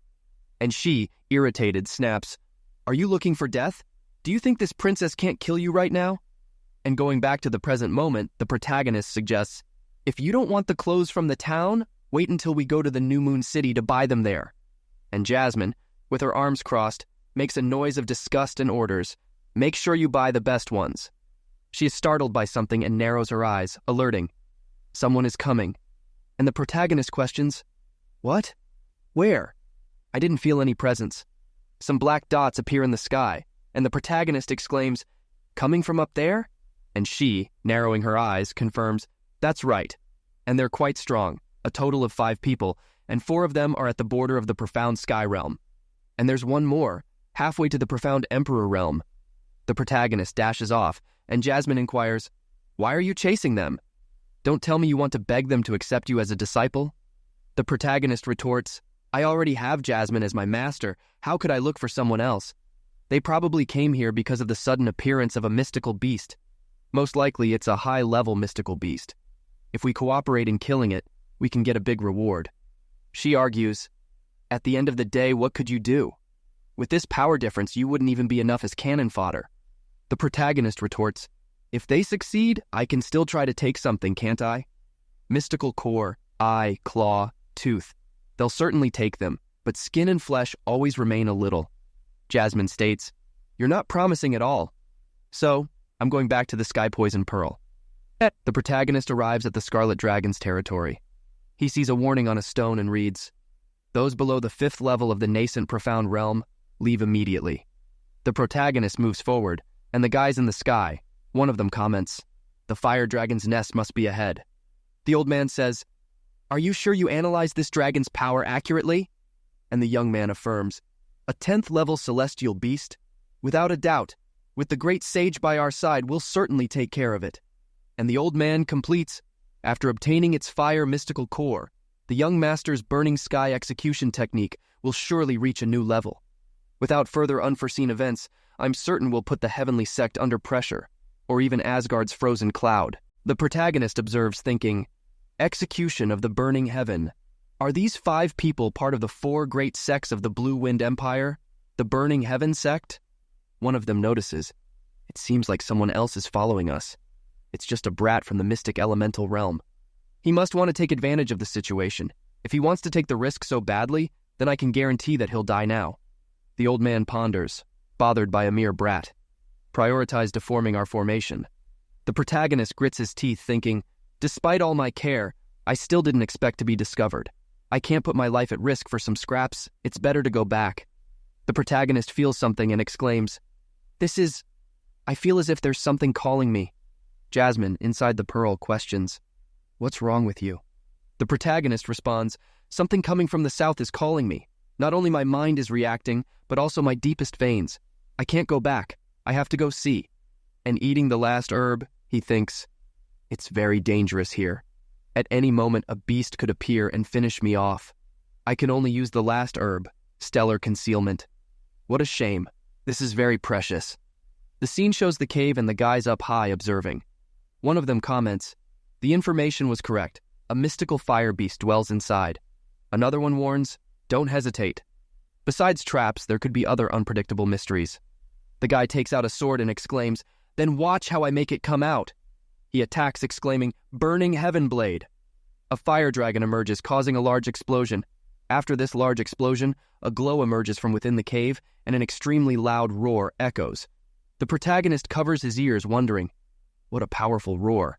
I didn't expect to be involved, despite being hidden so far away. The old man yells, the beast is coming out! Get out of the way! It's attacking with an extremely large fire! The beast comes out yelling, audacious humans! How dare you violate this king's territory? The old man, with a smile, responds, I didn't expect this remote and nameless place to still be inhabited by a dragon. If you provide your profound core, we can consider leaving you whole. What do you think? And the dragon exclaims, greedy humans will pay a high price for their arrogance and greed. This king will burn you to ashes. The guys split up and the dragon attacks with several fireballs. One of the guys exclaims, it's too strong. The old man makes gestures with his hand saying, burning heaven blade, fire sword. He prepares to attack the dragon, launching several sword strikes and yelling, attack at the same time. Let's finish this beast. The group agrees, shouting, yes! The attacks emerge, and one of them exclaims, "Burning Heaven Sword, Dragon of Flames!" Another one exclaims, "Burning Heaven Sword, Thousand Rising Suns!" Another one exclaims, "Burning Heaven Sword, Cloud Burned by the Burning Sun!" And another one also exclaims, "Burning Heaven Sword, Burning Field Strike." Several explosions occur. A power resonates across the battlefield, and the protagonist comments, "So hot." Due to its power, the temperature of the entire Scarlet Dragon's territory has increased. It seems like sooner or later, the dragon will be captured by them. Jasmine, inside the stone, observes, "So, you seriously underestimated dragons. Although it's a mere low-level dragon, it's a true dragon. It's not the same as fake dragons like the Flood Dragon and the Reptile Dragon. True dragons have a very high lineage. They can even hide their true strength. These people think they only encountered a beast in the profound sky, so they only brought a person who is only halfway to entering the Emperor Profound Realm. But unfortunately, this beast is in the Emperor Profound Realm." The protagonist exclaims, "So, is it just playing with its opponents, waiting for the chance to kill them? This dragon is so sinister and cunning?" The protagonist is startled by something and questions, "Wait, that feeling calling me again?" The protagonist observes the cave and concludes, "The source is here." They continue to fight, and the guy gets a little out of breath. The scene cuts back to the protagonist, getting close to the cave and sweating from the heat. Jasmine warns, "Do you want to die? There's no safe place in this battle. If you get hit, even a little, you could die in an instant." The protagonist responds, "Don't worry. The effect of the stellar concealment grass. Even the Emperor Profound Realm won't be able to find me. The dragon's nest is right in front of me. There might be many treasures there." She inquires, "As far as I know, no matter what concealment you have, you'll become visible if you're touched by an attack. Aren't you afraid of getting hit?" The protagonist, observing the cave, says, "Obviously it doesn't want to damage its habitat, so it's safer to be here. I just realized that the Scarlet Dragon isn't just pushing them away, but also deliberately controlling the direction of the attacks." And she raises a finger, questioning, "Seriously? What if one of its attacks hits a stone and it falls on you?" The protagonist waves his hand, contesting, "How could there be such a coincidence?" An attack emerges, and a stone flies towards the protagonist, who is startled and jumps, yelling, "Oh my God!" Fallen on the ground, the protagonist observes and comments, "By a hair's breadth, almost just like you said. Luckily, I dodged." The protagonist smells something and exclaims, "Wait, it smells like some cloth is burning." And observing his own clothes burning, the protagonist yells, "I'm burning!" And Jasmine exclaims, "Some fire from the stone is burning your clothes. Put them out and go hide quickly." The protagonist puts them out, yelling, "Damn it!" He looks around, saying, "There's nothing nearby to hide behind. And now that the effect of the grass is gone, I'll be easily discovered. Damn it." And he sets off with everything, saying, "There's no turning back now." Luckily, the distance to the cave is only a few dozen meters, and the Scarlet Dragon is still fighting intensely. I can run with all my might before being discovered. He heads inside, and the dragon observes and becomes pensive. The old man exclaims, "Damned beast.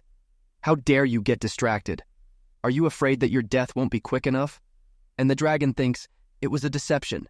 It seems like there was something over there." Entering the cave, the protagonist exclaims, "So hot, humans wouldn't be able to stand being in such a place." And Jasmine adds, "Of course this isn't a place where humans are supposed to be.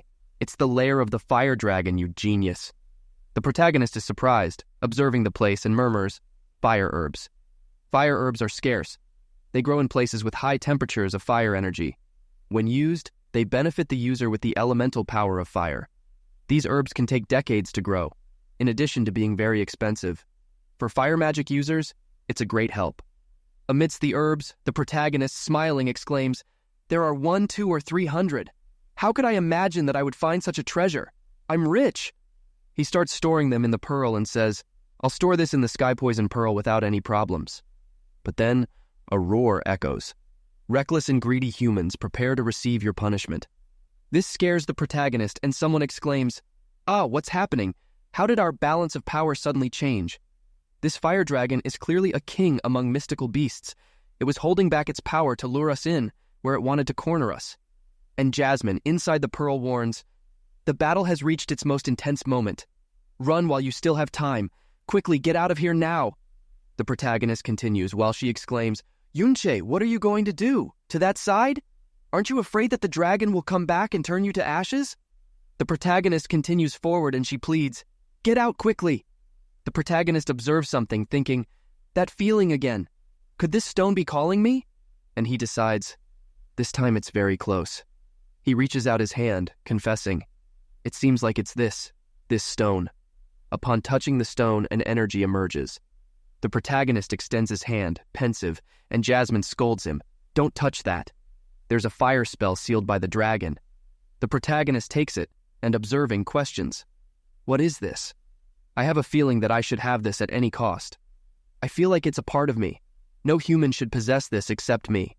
And Jasmine admits, "I don't know what that is, but the princess knows one thing. You're dead." And the protagonist runs off, yelling, "The battle outside might not be over yet. Maybe I still have time to escape." But then, the protagonist is startled, and the dragon appears imposingly, reprimanding him. "Presumptuous human! You dare touch this king's treasure?" And the protagonist extends his hand, arguing, "No problem. I can return this sphere to you." And the dragon bellows, "Receive the king's wrath." And Jasmine unleashes her power, and the dragon is startled, confused, thinking, "How? How can this be? Why am I suddenly sensing so much power? Who is it?" Jasmine appears, and completely somber, she proposes, "If you don't want to die, just give up.